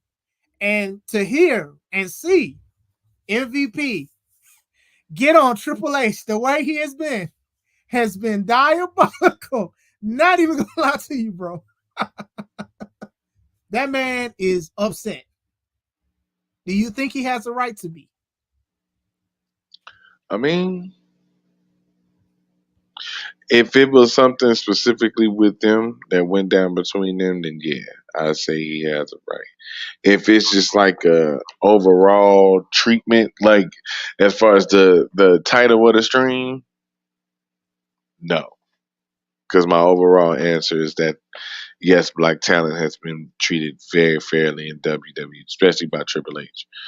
But if there was a disagreement between them two, they've had a longer working relationship in the ring, outside of the ring, in WWE uh than Triple H running the show, right? So there's always that. So ain't no telling what kind of situation they got low key behind the scenes, whatever like that. So And one of the things he said was because somebody said Triple H is not pushing black talent, and then MVP like commented and said, "You see it." And then somebody made a comment saying the Hurt Business should have been back together. And then MVP said he tried, but they didn't want it. ... And I'm like, I low key don't want it. like I don't want it. We don't need it right now because it won't be how y'all want it to be. They're not going to give them main titles. They're not going to give them that push y'all think that they deserve. They're not going to. So, MVP feels a certain way. And MVP, low-key, is the reason why a lot of people are like, you know what? Triple H don't care about black people. And I can't sit here. I can't go out the window with a lot of these people that's saying that. Can they be treated better? Yes. But I cannot sit here and just say that. WrestleMania was lit this year, bro. Like, SummerSlam didn't have a lot of black people on it. And it didn't bother me, though. It truly didn't bother me. One thing I don't like, especially when you want something or you ask somebody for something, hear down. I don't like hear downs. I don't like hear downs. Now I feel like you're just giving it to me because I want it, and it's not the genuine to make me happy or be entertained. You're just doing it because I said something. Give me a black wrestler to have on the show. All right, Odyssey Jones, here, damn. And I'm not saying Odyssey, nothing against Odyssey. I'm just saying in general. To me, as a person, as a black person, right? A lot of us be wanting stuff from people who don't want to give it to us in the first place. So why consistently ask if you know that they probably not gonna give it to you? And if they do, it's gonna be a here down. Now you're getting table scraps. Now you're getting table scraps because you wanted somebody black so bad. Here down. And then now you got it and you don't like it. And that be my biggest thing when it comes to people talking about representation in black and with wrestlers and stuff like that. Like, yes, you have a lot of talented black athletes and stuff like that, but when you get the hair down, then you still upset and stuff like that. You know, some of these wrestlers are black and talented, but some of them aren't main event material or they need time. And that's just what it is. Could we have had more black people on SummerSlam? For sure. They could have gave Jade and Bianca a tag match or something. They could have had a pre-show. They could have did something. They used to have pre-show. They didn't have a pre-show. Right. You know what I'm saying? Sure. We could sit here and say, yeah, we want more, but y'all, it's not that people want more. It's like, I want more, but I want it like this, and it has to be like this. I'm sick of here dams. I'm sick of it. If I ask you for something and you say here down, I don't want it. You sitting here talking about acknowledging Black History Month. They used to show the same thing of wrestlers going to Memphis to the Martin Luther King Museum. They used to show that for like so many times. Or they showed the graphic with The Rock, his daddy, and Ernie Ladd. WWE remembers Black History Month. Like, it's the hair down. Ernie, the big cat, Ernie Ladd. WWE remembers Jacqueline. WWE, right? The same. Dude, WWE remembers Harlem. For the past 3 years, bro. So if that company is showing that to y'all, why in the world is you mad? Why? Come on, man. And Arshawn, he hit the nail on the head one time. That main audience is not black. That's another thing. Thank you, man. Thank you. Right. This ain't WWE by BET, nigga. This is just WWE. He talked about it. If the main audience was black, most likely you'll see a lot of stuff. Sometimes. And I can't speak for the company because I'm not. But still, usually successful businesses, they lean towards the majority of who's paying attention to their product. And we can sit here and say, okay, they majority of the population, of course, but no, don't say that because you got a lot of shows that the black demographic look more than a white. Come on now, like stop, stop. You saying that WWE used to get 9 million views in the 90s and stuff with the Attitude Era, and then it drops to 2 million, 3 million, and then you gonna sit here and tell me that they don't have like 6 million black people that can tune in and look at it if they want something? And let's not even let's put the here down to the side. Let's put the I just want you to do it because I asked you to do it and I'm not gonna support it. Think about that. Still ain't gonna support it, right? We need more black people on WWE right now, but I'm not going to watch it. I just love my black people and I want them to be on something I'm not going to look at. Look at all these movies that have any kind of representation. Look how much they bomb at the box office. Because people want these kind of movies. They want this kind of media. They want this kind of music, but they don't even support it. Come on, man. Come on. Like to people to jump out the window about it. And then y'all got to think about business. You can't think with your feelings all the time. You can't. Mm-hmm. You're going to be disappointed with WWE that is a mainly white company. There's a white company passed down to another white man, passed down to another white man. Like it's, and I don't have nothing against them being white. I want to say this too. I want to be clear and reiterate because I still watch them. I watch AEW. I watch it from time to time. But y'all sitting here asking somebody to change something, to do something that they don't want to do. It's their business. They can do what they want. People still gonna watch. Even the ones who complaining about the lack of black representation is still gonna watch it at the end of the day. If you make wrestling content, you're probably still gonna watch it. You're probably gonna say how you hate it, but you're still gonna watch it. You're gonna give them some kind of view, income, revenue, tweet. You're gonna give them something. So That's just how I feel about the situation, bro. I'm sorry. I know I talked for a long time, but No, that was a hell of a point too, and even to take it away from just the traditional owner operators being white in WWE. It's a publicly traded company that's a global product. Everybody's done got in the last 20 in the last 50 in the last 10 years. We've seen an Indian champion, a uh we've seen a couple black champions. You know what I'm saying? You've seen Shinsuke and other Asian champions representing. You've seen all types of everybody of all looks and descent because everybody's going to get a shot. yeah. And a lot of our people is part of the record breaking sales of tickets Hell and yeah. merchandise. And a lot of people who look like us and other people, white, whatever ethnicity they are, they're going to WWE in droves. They're making so much money. So they are doing something right. Can I sit here and say, yeah, we can have a little more? For sure. But it's not something to be like, he don't care about black dudes. Now, as far as Triple H is concerned, I could truly say maybe he don't. Maybe he don't. I don't want to go on a tirade, but I'm gonna say it. I'm gonna say it, Kevin. Take a deep breath. Here we go. Sometimes, especially with social media, we be asking people to like us or give us what we want, and they saying they don't hate us. And I'm not saying the WWE. I'm just saying in general. Hey, you should give me service because I want the service. Instead of, hey, they don't like me, let me leave and not support their business. No, I Yep. want you to help me, even though Yep. you do not want to help me. Mm-hmm. You know what I'm saying? Hey, Mm-hmm. you should do something because I want you to do it. If somebody don't want my business, what I look like begging? Only exception is probably like a hospital or something because, it's life or death. But other than that, come on, man. Yeah, services, goods, entertainment. Yeah, Yeah. like why are you asked to be represented where they don't want to represent you? They don't want to, if that's not in their plans, bro, then watch something else or watch it. Like, come Yeah, on. Like, I you know, remember years ago, bro.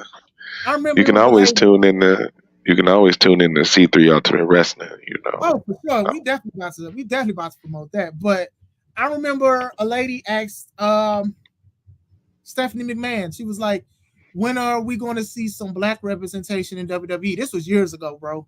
And Stephanie said soon. This was when Nia Jax was the Raw Women's Champion. And then Nia was like, well, I'm black. Nia is Samoan and German, bro.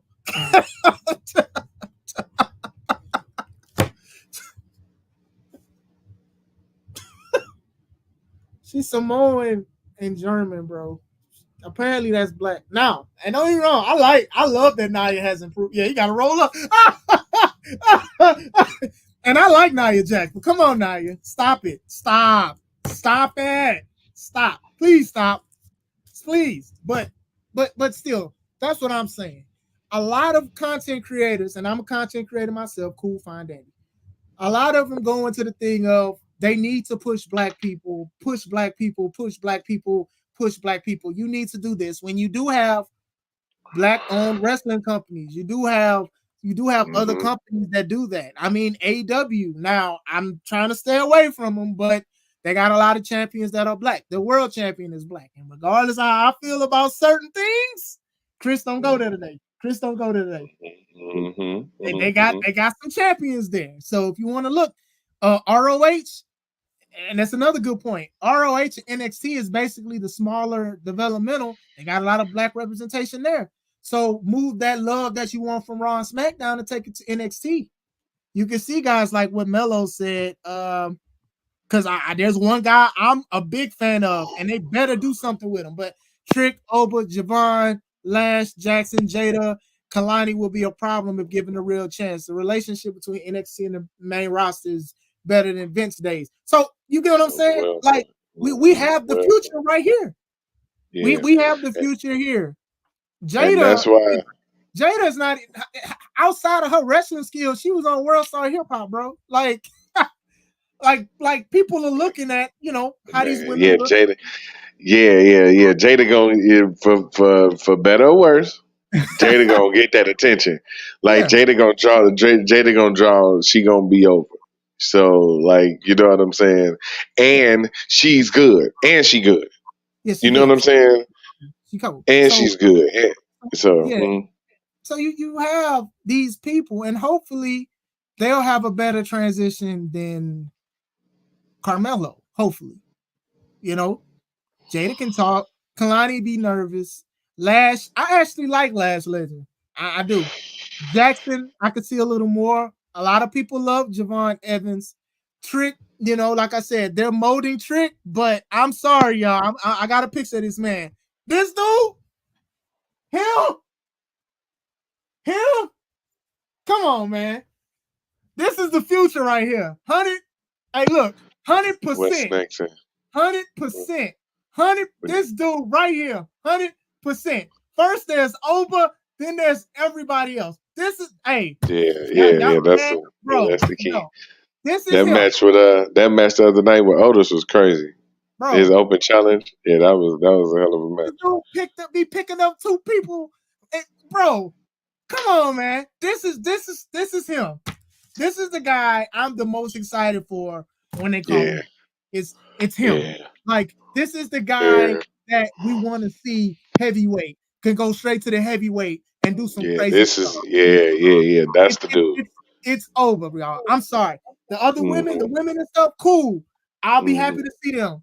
But it's over. Then it's everyone else, bro. Like this Hmm. dude right here, the strength that he shows, the fact that he don't have to speak for a long time. Like I said, he said it. First there's Oba, then there's everyone else. Even people doing the chant. What's the chant? What's his name? Mbaku. Like, because they call him Mbaku and stuff. It's a little racist, but still, I rock with it. We'll take Like, it. Right. you get what I'm saying? This dude right here is the man. This is the man right here. What a this WWE past representation for my that man is yes. Kalani is nervous on mic. It's cool to see a black female in wrestling, not a fit ghetto model is dope. Oba will be a problem. Yes. With Hey, Kalani, you she be know why nervous. though? You know why though? Because that's Mellow Girl. Her and Mellow together. They are the same. They the same person. They really ain't nothing on the mic. Excellent performance in the ring. They're just really good. Mello is okay on the mic. He be messing up too. Okay, that's what I say. But there's okay. So there's always this thing where two people can bring out the best of each other in the I ring was gonna bring that up too. I was and gonna bring in it their up. business because it seemed like they were striking gold. Everything was gold with him and Trick. Yep. Like everything was gold. The matches was dope. The promos was lit. You know what I'm saying? Is there's something about that, and I think that's the pretty face can make you ignore the red flags because it's like a hell of a story will make you ignore all the other things that you're gonna see once this is done. But Yeah. it shows you what talent is there because they're doing it. It's just wild that it only really happens while they're together. Yeah. They should And definitely try to feed off each other. But if both don't have mic skills, like to me, and I've always told this to other wrestlers, like you got to know how to promo. Promos are part of professional wrestling. Like you can do a whole bunch of moves that other people can't do. But if I can cut you up on the mic, nobody's going to care. They're not going to care. They're going to be like, okay, you're just like one of these acrobatic guys, but what else can you do? What personality do you have? And with Kalani, she's still young and she's at the right company to try to iron her craft out. hmm Mello, like I said, like my homie said, Mello needs Mello needs something. He just but needs something.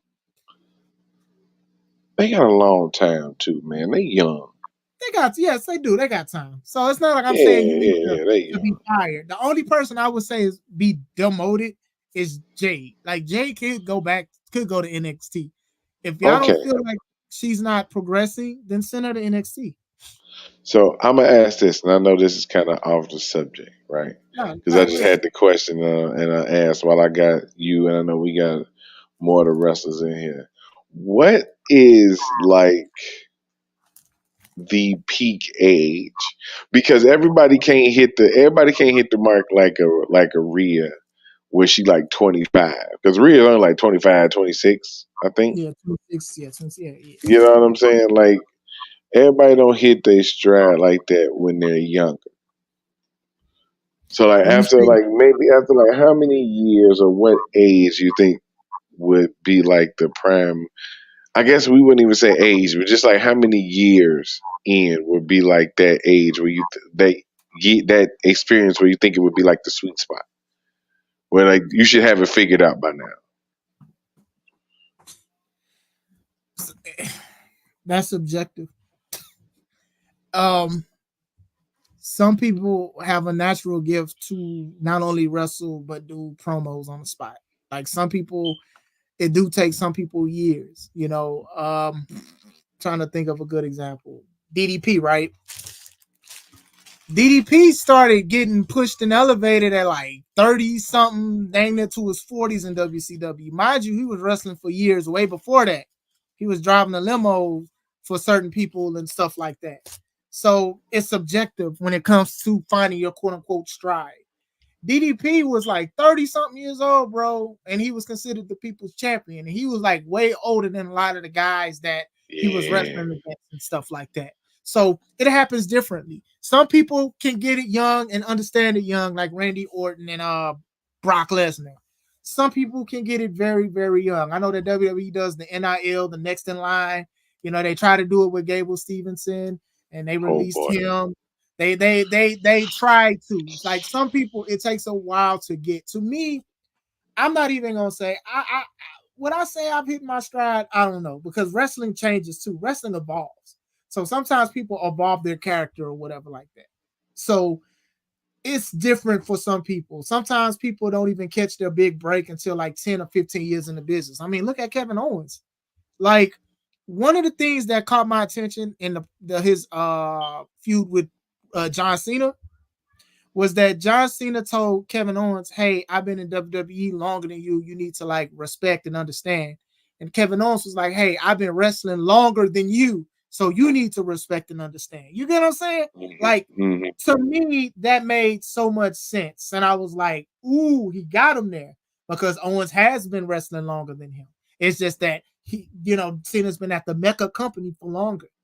So it depends, bro. Like some people think you got to get it within 2 days. Sometimes it takes people years to understand their stride and what they have as far as a wrestler or whatever like that.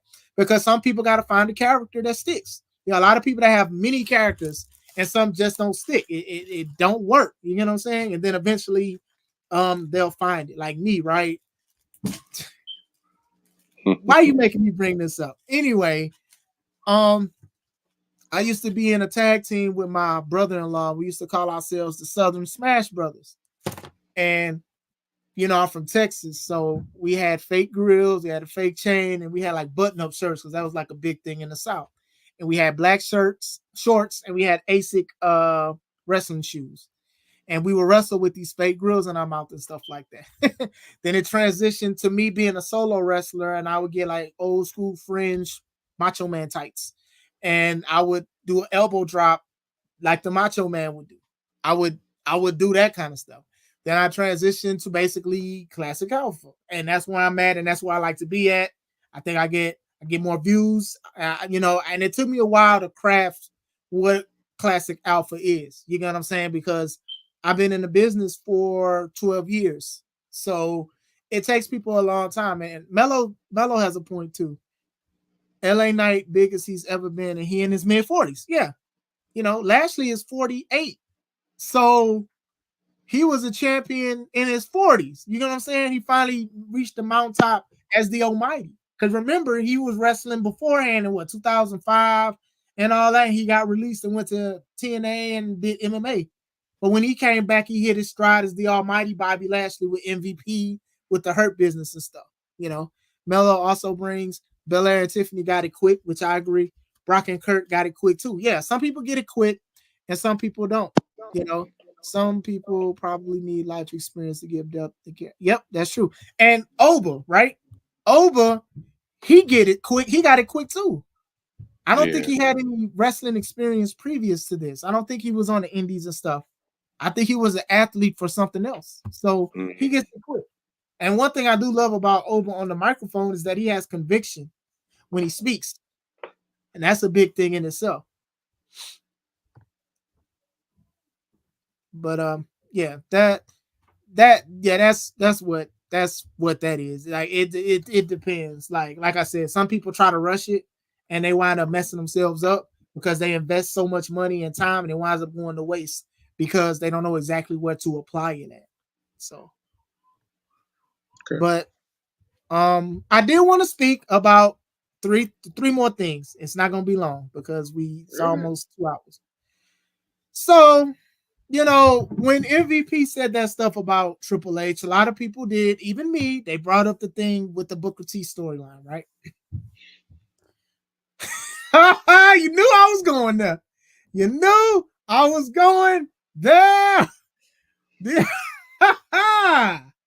My guy, Booker T. So here we go. They said Melo hasn't even had 30. Yep. All right. So Booker T, was it a battle royal or a tournament? Yeah, I think it was a battle royal. I believe he eliminated The Rock last or something. And he had a chance to go against Triple H at WrestleMania 19? 18. I think it was 19. It was 19. It was 19. So Booker T comes out. Hey, I'm happy. Can you dig that sucker? I'm about to get this and that. I'm just giving everybody a rundown of why a lot of people brought this back up, and now they saying Triple H don't care about black people. Triple H comes out. Hey, people like you ain't meant to be a champion. Oh, come on. Boo. Hey, you an entertainer. Why don't you dance for me? Dance for me, Book. Boo. How dare you, bro? So basically, that was crazy to me, even as a kid. And then even like leading up to it, like Booker T got mad and addressed him in the bathroom, and then Triple H was like, here go. He gave him some money. He was like, here, go get my bags or something. Now, I hated this feud. I hated it because the wrong person won the feud. I think this should have made Booker T, this would have made Booker T a bigger star than what he was at the time. The way he lost makes it worse. Triple H pedigrees this man. They are both on the ground. It takes Triple H 19 seconds to crawl over and put one arm on Booker T. One arm. 1, 2, 3. So people bringing this up and they upset. And people ask Booker T, how do you feel about it? Booker T says he was fine with it. And this is my thoughts on that. If Booker T is fine with it, I'm not mad at Booker. I'm not mad at Booker. If Booker felt that that's what he wanted to do, then that's what he want to do. I'm not here to slander him. People call him out his name. That's what he want to do. But for me, Booker should have won. And people be like, oh, well, Triple H, he was just doing what Vince said. I'm like, you mean to tell me Triple H ain't had no kind of pull? He had no kind of pull back then. The same guy that years before lied to Bret's wife about not knowing about the Montreal screw job.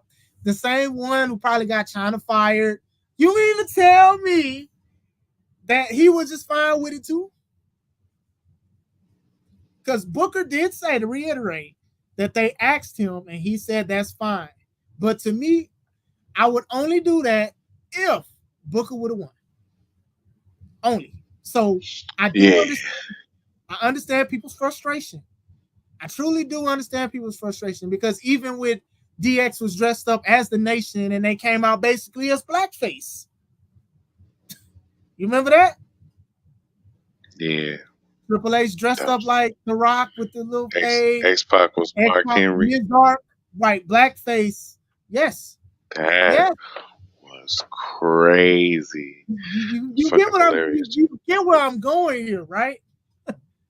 You get where I'm going here, right? So And don't get me wrong, the Attitude Era, a lot of people miss. They miss it because it was edgy and raunchy. Me, they don't need another Attitude Era. Honestly, the wrestling was worse in the Attitude Era than Way it is. worse. The Way problem, worse. that the good thing about the Attitude Era was that they had characters, which is why I say wrestling is more than wrestling. Stone Cold Steve Austin, a guy who is anti-establishment that want to beat up people. I mean, him as Stone Cold Steve Austin, he didn't do his move set as the Taskmaster. I mean, the Ringmaster. He was just stomping people and doing elbow drops. I swear he had the He most did. basic of the basic ass move set. He If you did. was to look, it stomps Stomps, and elbow it's drops, in middle second finger. rope elbow drop. Yes. Stomp in the And he second row. would He do a lot sold. more as Stunning He Steve. he So sold. yes, He sold a lot. A lot. yes. So and he's considered one of the greatest wrestlers of all times. And considered. So Attitude Era, larger than life characters, which I wish people would study that and then trying to bring back the Attitude Era. But going back into it, that's just that's just how it is for me, bro. It Booker T should have won. Nah, yeah. I, He could have went through all of that. Yeah, he could have went through all of that. And as long as he would have won that feud, nobody would have. As long as he would have won the title, nobody would have really complained. It would have been like the bad guy is supposed to get their come up in the story, yeah, yeah, right? yeah, So if that doesn't happen, kind yeah, of yeah, kind of leaves a bad taste in your mouth. yeah. So with with that, it even like them dressing up like the nation. I wasn't upset that they dressed like. I was upset with the blackface stuff. As an adult, when I was a kid, I didn't know. I ain't gonna lie, like even Mello saying it, but like when I look back at it, I was a kid. A Booker stuff didn't hit me hard at the time. Let's be real. Triple H called out truths about the Booker T character. Booker T should have kicked out. He should have kicked out. I agree. It was a different time. The world wasn't as sensitive. Things needed to change. But even though I fell in love with wrestling during the Attitude Era, I don't want it back. I don't want to even say that the world was as sensitive, Mello. I slightly disagree with you because, and as a person who says you shouldn't act on emotions a lot, so I definitely hear what you're saying. But sometimes things can be deemed offensive and stuff like that. And with social media, more people can voice that on social media than at Yeah, home. Back then you yeah, talk to your mom, hey, I don't like this. But now everybody has a platform to post how offensive or how offended they are, or they can try to, gaslight people into being mad and stuff like that. So, I don't complain about a lot of stuff or whatever. I won't say I'm less sensitive. I just avoid stuff, or sometimes I just keep stuff to myself. Everything you don't need to express. And I think that's what's wrong with a lot of stuff now. Sometimes you do need to plus keep it to yourself, you know. plus Um, plus you gotta remember. Plus you gotta remember back then, like you said, it wasn't social media, but folks was offended like folks was offended like crazy over wrestling. First of all, yeah, I think they had got some of them segments cut off because they was well, not cut the off, but network, like yeah, yeah, people, the networks yep, first of all, yep. Second of yep. all, if you didn't get suspended from school for doing the DX suck it or flipping the Stone Cold double birds at somebody, like were you even watching wrestling in the Attitude Era? Like were you even Yeah, there? yeah. So So like yeah, people had a certain level. It just wasn't as expressed. There wasn't like you said though. That's more to your point as well. yeah, It wasn't that platform to express it immediately. Like people even would say stuff, but it would take so long for it to get around that you know what I'm saying. Now you can go. Now something happened on the PLE.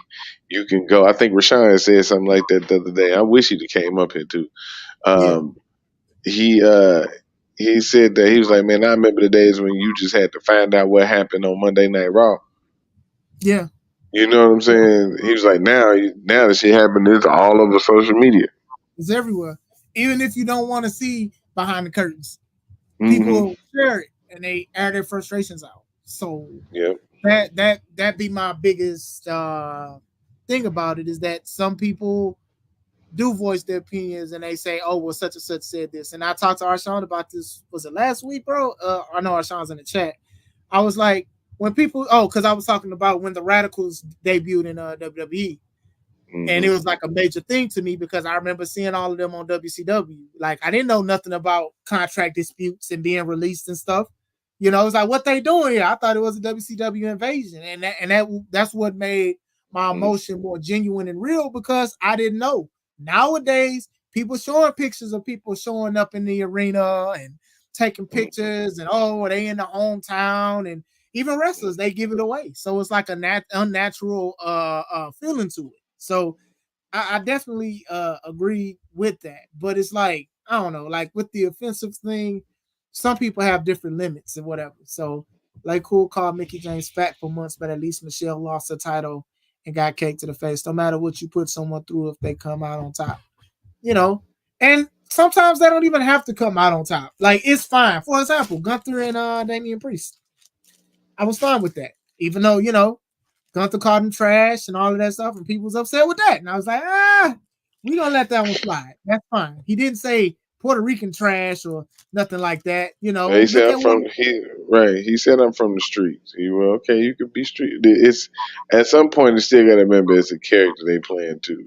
yeah, it's a That's character. Like everybody gotta have some kind of personality. Like, don't get me wrong. If you feel offended by it, you can feel offended by it. But still, like and you it's gotta weird because have them same people would go praise MJF for saying some crazy shit.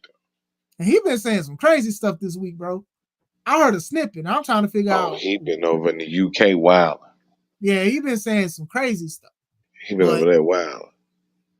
they said miss when we didn't know contracts. So Yeah, um, Mello. Like I was just thinking, man, you open your phone, like I click on YouTube, you know how you follow all the wrestling outlets, man. It do kind of because they've been talking about like the Lucha Brothers and they contract been up. I was like, man, I just be right, wanting like to see how, somebody just like disappear and how pop up. y'all, and then not even that, bro. Like they be knowing stuff from the USPTO office. Oh, Lucha Bros, they trademarked the name such and such. How y'all know this? Who's looking at this? I was looking for this shit. Who's looking at it? Like the discussion base is like trademarking Mercedes and money and make money. Uh-huh, Like, uh-huh. who's like going in there? Like, let me It's type a this real and see what they trademarking. Like, who's doing that, bro? It's a Like, real avid wrestling fan that works at the trademark office, and he yeah, just be giving you see Sean that Ross Sapp all before. the Like, scoops. bro, I be open, like you said, I open my phone and it be like Ricochet contract is up at the end of June. How do y'all know this? Where did this come from? How do y'all know this man's contract ends? Do y'all know his social security number at this point? Like, what's going on? Now I keep hearing about some Mexican lady, and I'm wondering, are we about to have an Andrada? Andrada. How many more when we? Oh, Stephanie Valcour, I believe that's her name. She's made a name for herself in Mexico. She had just went against Mercedes Monet at Forbidden Door, and she lost her title to Mercedes Monet. And Mhm. it's they was trying to get her signed to AEW, but I think she already had one foot at the door WWE. So she signed to WWE, and CMLL, they was like kind of upset because they basically had to cancel plans and stuff for her because she had to vacate the titles and stuff. WWE didn't even like want her to what's that called? Commit. But I think it was the company was more upset. My thing is most people gonna drop everything for WWE. So I didn't see her match against Mercedes Monet, but a lot of people said that So that was a good match. look, and when you say drop everything, bro, I see that press release for CMLL. They put out because she had like three titles. It's like, yeah, she dropped this title, she relinquished this title, this title, this title. Yeah, she had a lot. she, Don't put all your she's eggs in like, one basket. she was like, here you go. Put all your eggs in one basket. I I'm, believe Willow won one of them though. I know Willow's like the CMLL Women's Champion or yeah, something. yeah. Yeah, get the old feeling back. I stopped following all the wrestling news stuff. I watch reviews, but none of the news out. Yeah, man, because it's not natural no more. Like you like to see surprises. One person who had a surprise return that nobody knew about was Saraya, formerly known as Paige. Because nobody, no offense to her, but nobody was looking for her at this time. But then she showed up. And I was like, oh shoot, she's some here. And then now she got cleared to wrestle mysteriously. Now she don't wrestle as much mysteriously. But I did want to talk about two things. I did, since we are on the topic of it, there were two times for sure that I felt like the black wrestler should have won. So we'll go. It involves John Cena, both matches. You ready? Oh boy. You ready? Here we go. Let's do it. All right. Lashley should have won this. Okay, this is when this is the Great American Bash. This was when they did the draft, right? They was doing the draft. At the time, Bobby Lashley was the ECW champion, and they considered that a world champion back then. They really did. They considered the ECW champion a WWE champion. Sure so did. when he got drafted to Raw, he had to vacate his title. So they was going around saying that Bobby Lashley was the uncrowned champion because he never lost his title. And I believe it was a beat the clock challenge. Bobby Lashley did the beat the clock challenge. I miss those matches, man. Those matches was awesome, by the way. Those matches was awesome. You got to beat them at a shorter time. Those were good matches. I love those. I ain't seen one of them in a minute. Yeah, outside of the tournament, like I'm sick of tournaments, but beat the clock challenges was very good. And Bobby beat, I forgot he beat Booker T's time. It was somebody. So I was like, okay, cool. Bobby Lashley versus John Cena. They made it a big deal. I remember they was asking wrestlers, and I wish they bring this back too. They was asking the wrestlers, who do you think going to win? Who do you think going to win and why? I remember Mick Foley saying he felt like Bobby Lashley is going to win because Bobby Lashley needs to break that ceiling and be a world champion because he's hungry and stuff. This was a good match, by the way. This was a very good match. The finish was John Cena gave Bobby Lashley an attitude adjustment off the second rope, and Cena won and they shook hands. But I always felt for sure that Lashley should have beat Cena. And Cena was in a historic run too. But I really felt that that was Lashley's time. Somebody says. What year was that? I can look it up. Hold on. I heard Take It On podcast, Kevin. I'm always on the card, man, because I am there to call the action. I am there to announce some of the greatest wrestlers in professional wrestling today to the ring. So yeah, I'm always on the card. I'm always there. Even though, you on the card and you saying stuff and, withholding stuff. Yes, you're right. It was in 2007. I'll take it. It's going to get handled. It's going to get handled. Obligation is obligation. I'm just showing the world how you just supposed to be a person of your word. Next match. True. Now, you said what year was that again? 2007. See, yeah. I'm not about to expect nobody to beat John Cena in 2007. I understand it. Like I said, Cena was in his historic reign. I understand it.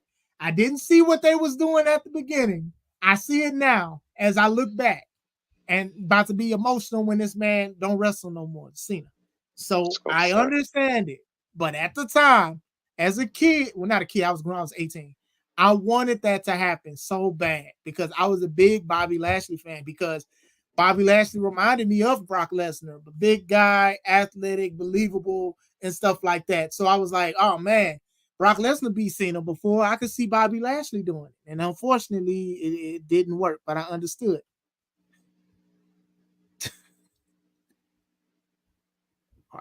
Then the second one was Cena and Mark Henry, because Mark Henry did the retirement angle. Oh yeah, he did the retirement angle. He said he was done. Like they was on the website saying this man was retiring. Cena came out, let him hold the belt, hugged Cena, then gave him a world's strongest slam. I got a Just lot left in the tank. CSB. I'm From just a Sealsby, like, Texas boy. I'm just a Sealsby, Texas boy, I'm just done good. I'm a big Silsby, Texas boy. And he faced that to his wife. I'm coming home, baby. Sitting here, everybody crying, bro. I'm coming home. Daddy's coming home. Cena hugs him, let him hold the belt. Cena turn Oh around, shit! world strongest slam. I got a lot left in the tank. I got a lot Somebody, left in the tank. Mind you, AJ Styles just did that. Just he did did. that same thing with his blue. He had the He had a salmon colored the jacket. He blue. had a blue powder blue. Yeah, it was powder blue, sky blue. Yeah. And his wasn't as effective, but still. Right. Mark, see, at this time, Mark was already a world heavyweight champion. And then if you even want to Mm-hmm. call it ECW championship a world champion, that would mean he was a two-time world champion. Mm-hmm. But this was definitely, he should have been a WWE champion. This was when the WWE champion was the primary belt and the world heavyweight was a secondary.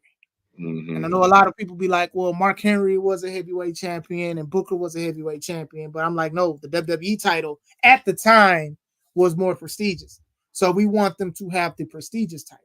Like when Bobby Lashley beat The Miz for the belt, and even when he beat Brock for the belt, the Universal title was the more prestigious at the time. It was more prestigious. Mm-hmm. So to me, it showed you should have seen that when Roman speared Brock and picked up the belt, hit Brock with the belt, and then just threw it down like it was nothing.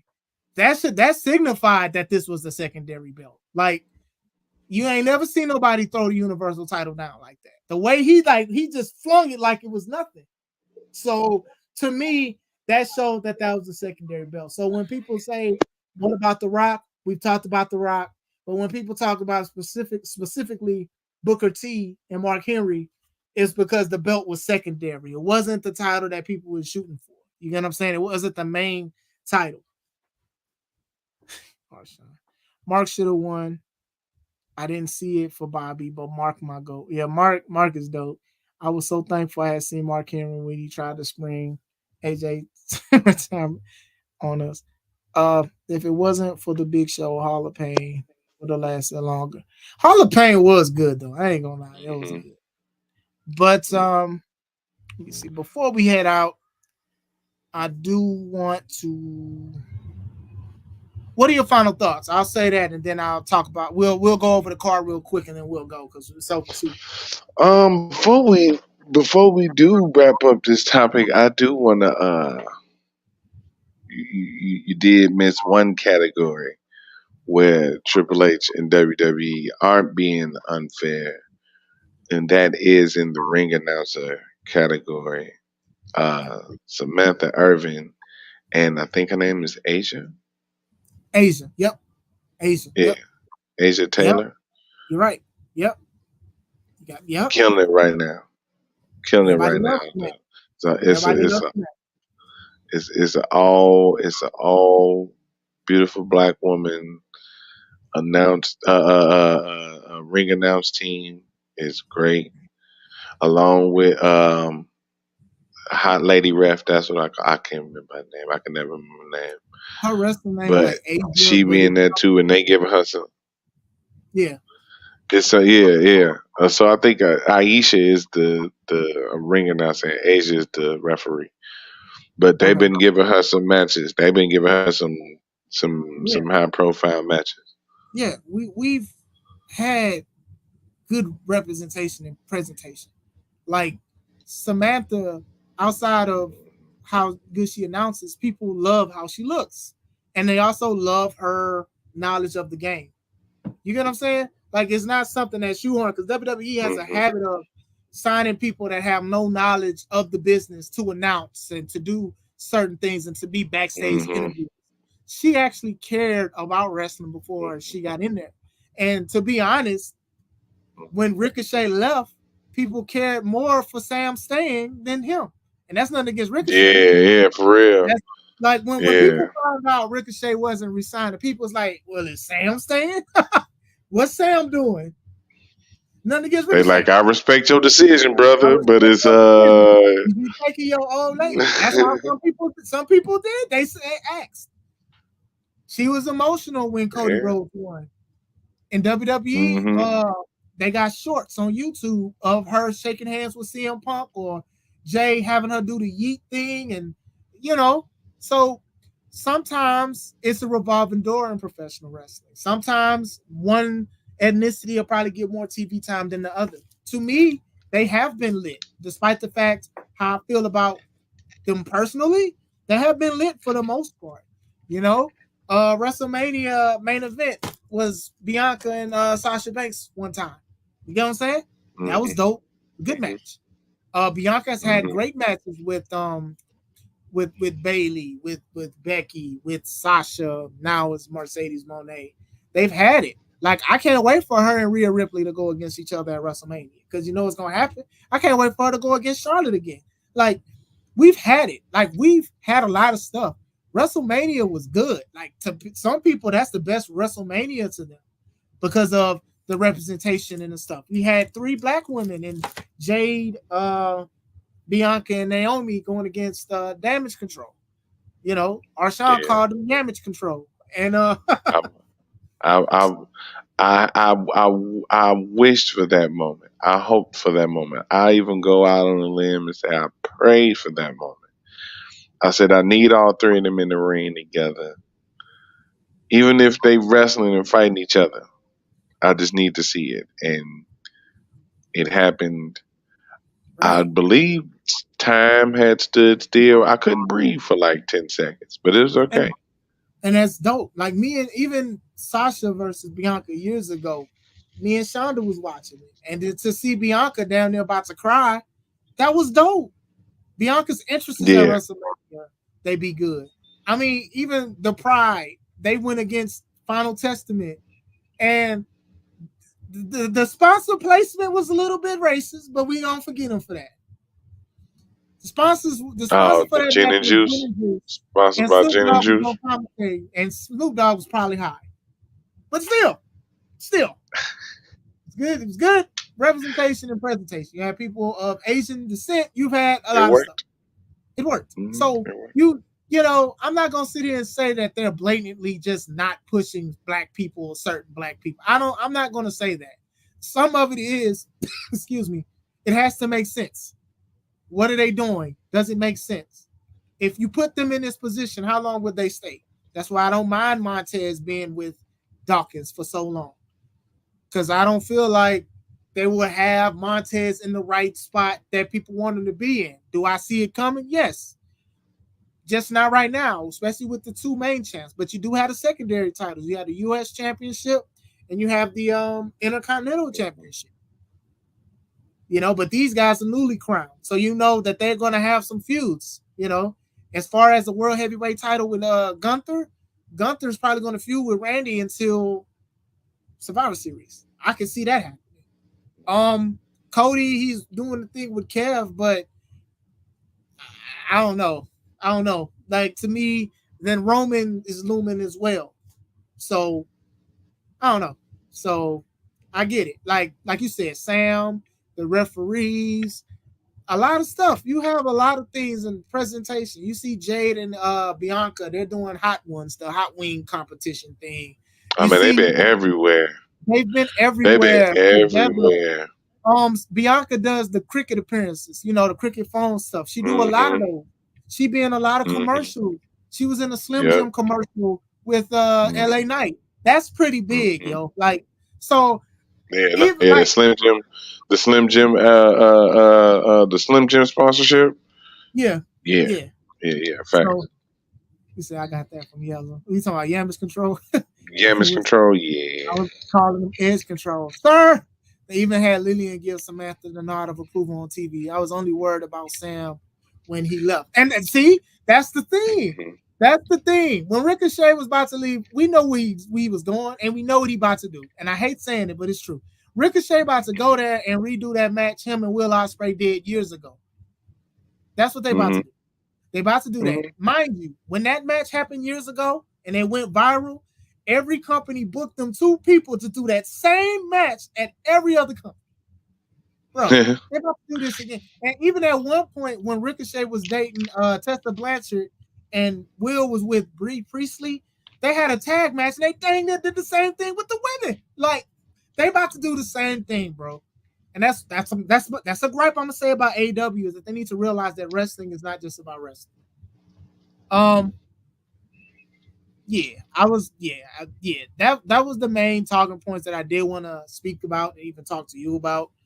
Like I said, there's black companies out there, and I don't promote my company as just a black company. I promote it more as a family friendly event. You get what I'm saying? I promote it more like that. But even if you want to come in by yourself, that's fine. But still, we got a lot of people that wrestle, they get down. They're very entertaining. You get what I'm saying? They're very entertaining. With Enter the Limelight, which is our third show of the year, sponsored by whatever that company is in the lower left, and the Take It Home podcast and Limelight Entertainment Studios. This is our first time in Dyer, Indiana. Tickets, you get them online. Get the tickets online on Eventbrite or Zelle. The Zelle is my email, which is right there. Doors open at 12:30. Bell time is at 1 o'clock. First time here. We are excited. Harold's private venue. This is the address. 101 Joliet Street, Suite 400. Um, we have Kenny Nine versus Johnny CK. See, I love this design of like the comic book stuff. So Johnny CK returns and he goes against Kenny Nine. Kenny Nine has had his ups and downs in C3 Ultimate Wrestling, and he's here to get his first dub. Johnny CK comes in with Evie and just connects with the crowd, and the man gives his all. He's a good buddy of mine that wrestles in Wisconsin, and Now That's Wrestling. Shout out to Now That's Wrestling. I can't wait to come back and wrestle for them next month. Is gonna be dope. So we got that. We got Rockin' Rivera. He's returning. He's going against JPH. JPH has been on the downside as far as victories, as in losing to D'Angelo Steele for the championship in April, and then also losing to somebody who is familiar with Kevin Young Sr. with Nameless. It's going against Rockin' Rivera, who came up short in the triple threat for the championship as well. So it's time for them to go to the next level. Next match is yours truly, Classic Alpha versus Atlas J. Horn. All hail he who is incredible, going against the Alpha Power in a last man standing match. A last man standing match, that is when you make sure your opponent is neutralized and cannot stand up to the 10 count. This has been brewing since last year. The company that I don't want to bring up, they decided this was the best way to end everything that we've had. We've had beef with each other for years. We have traded victories. I don't like how I won the last time, so I'm definitely going to put the last nail in the coffin with this one because he won't answer that 10 count, and he's not a man already, so he's already disqualified. We got trios action. We got the ARC, who are the women's champ and the tag champs. They are going against J.R. Lindsay, King J.R. Lindsay, and his C3 debut versus Mike Strong, who returns, and also Vega Venom. If the non-championship team wins, they get title matches at the next show. The ARC has always had a championship belt since the belts were introduced to C3 Ultimate Wrestling. They've always had a championship. So tune in for that. That's going to be awesome. We have 2 guys from Detroit, 2 of my good friends. We have Joseph Ira Credit versus Tony Thunder. 2 guys from Detroit. They faced each other before. They get to run it back one more time. This is a match you do not want to miss. Those are my guys. A lot of these people I'm cool and family with. I'm really excited for this match. Tony Thunder returns. Joseph Ira Credit was almost a C3 Ultimate Wrestling champion. Came up a little short because D'Angelo Steele, he showed why he steals the show. So it's going to be great. Final match is the C3 Ultimate Wrestling Champion, D'Angelo Steele, versus the Urban Culture Champion, Marcelo Spade. This is for the C3 Ultimate Wrestling Championship. So that means only D'Angelo Steele's title will be on the line against Marcelo Spade. Marcelo Spade has been making a name for himself for years, and he has been the fundamentalist. So that little company at the bottom, they felt that he should go against D'Angelo Steele for his title, and it shouldn't be a title for title. I probably would have did that myself as a title for title, but it is what it is. You know, I don't book these matches, but I'm excited to see a lot of them. So that's at Steal the Show. I mean, not Steal the Show. I'm thinking about Steal. That's at Enter the Limelight. Like I said, shout out to David Green and Limelight Comics for sponsoring us consistently. Like check their website for a lot of the content. You can get a lot of digital media. You can get stuff from I got a book right here, The Conquer Crowns, Amazon assembled. Like I got a lot of the stuff. Like some of the stuff is in digital, the comic book. This is the back. Like I said, like this is like legit, like good stuff. Like the paperwork, like look at the illustration, like it's real. Um, Here, this was like the first campaign was the Captivating Light. This is like one of my Light is my favorite Limelight Comics character. And I'm not gonna go into more detail about like all of this stuff because I've done it before. It came with a poster, it got the book. Like, bro, it's so much stuff that they have going on. We're gonna have books available for even the kids. And we have these books he sent me. We'll get these to the kids. Chronicles of Creation. It's a writing book. It's for science. It's with math. It's a whole bunch of writing guides to help kids create stories. So we're going to have these at the show as well. So shout out to David Green. Shout out to everything that he continues to do for us.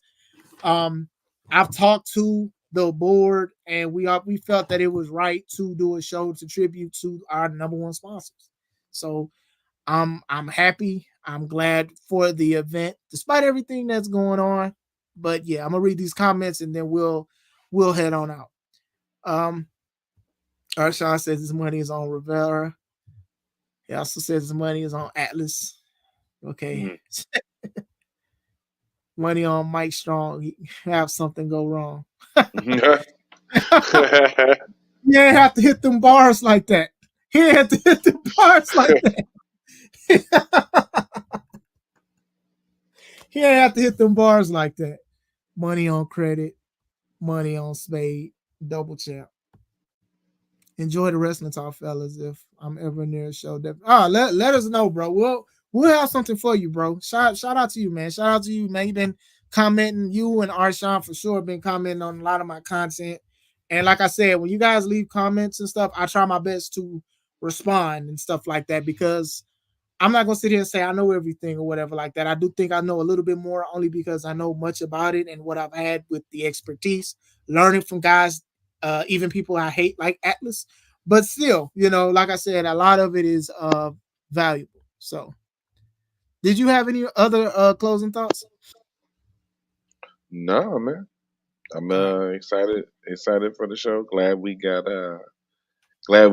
our traditional showing. Considering the circumstances, I know it was more of a obligation, but I'm glad you seen it in your heart to do it anyway. So I appreciate you for You that. can't act So off emotions, man. I understand. I wouldn't say that, but he said, man, I can't act off. If I wanted to act off emotions, I probably wouldn't even just did this and then just, just a whole bunch of stuff going on. So, Man, um, going into that, it was a good stream for sure. A lot of people gave their opinions and stuff. Some I agree with and some I disagree with, but I love the support, and I did want to talk about it and I did wait later compared to everybody else because I didn't want to be overlooked with others who was talking about it. And I also knew that I wouldn't just lead with my emotion. Like you just need to push this person and that sometimes you be like, why, when, where, and why. So, like I said, I'm going to continue to enjoy WWE. I watch AEW from time to time. I don't have a problem with it. I'm not really upset with it. If I do get upset, I probably just won't stop watching it. It's some of it is a racial undertone, but then some of it is a here down, and some of it is a hey, they deserve this or whatever like that. Who hasn't found the magic ampersand out there for anymore? You make it seem like that's common. He makes it seem like it's common. I'm It's just saying. like a Marvel story or something, Just or like saying. even how Black Knight started when he tried to get that amulet in the water and he fell and wound up going to the Renaissance. So hey, but I do want to say thanks to everybody that has been on here, commented and stuff, and gave their 2 cents. We made change together. Bars. Like I said, shout out to Kev, even though I'll shout out to Limelight Comics, shout out to everybody that commented. Okay, Sim says, "Damn, I'm late. Good topic though, but I don't believe the racial undertone. Don't want to see a force." Yep, There you yep, go. I agree. Mhm. I don't want to hear damn champion. I do not want to hear Mhm. damn champion. Here, this black champion. Now, will you shut up? Because that's exactly what it's going to be. And the problem is, it'll probably be a champ and a black champ you didn't want. Not you, Sim. Not saying that to you, Mhm. but just in general, just on how people want to be. So, like I said, I don't mind Montez being with this partner right now. But I feel like as soon as it's time, put the rocket on his back. I think he is a guy that has shown it. I don't think that they gave him a show for a reason with his wife. So, but shout out to you guys once again. I appreciate you guys. I'm about to basically got to get my kids ready for school, man. This fatherhood stuff crazy. But I hope you guys have a wonderful and a blessed Thursday. This is Chris Classic. Let's take it home.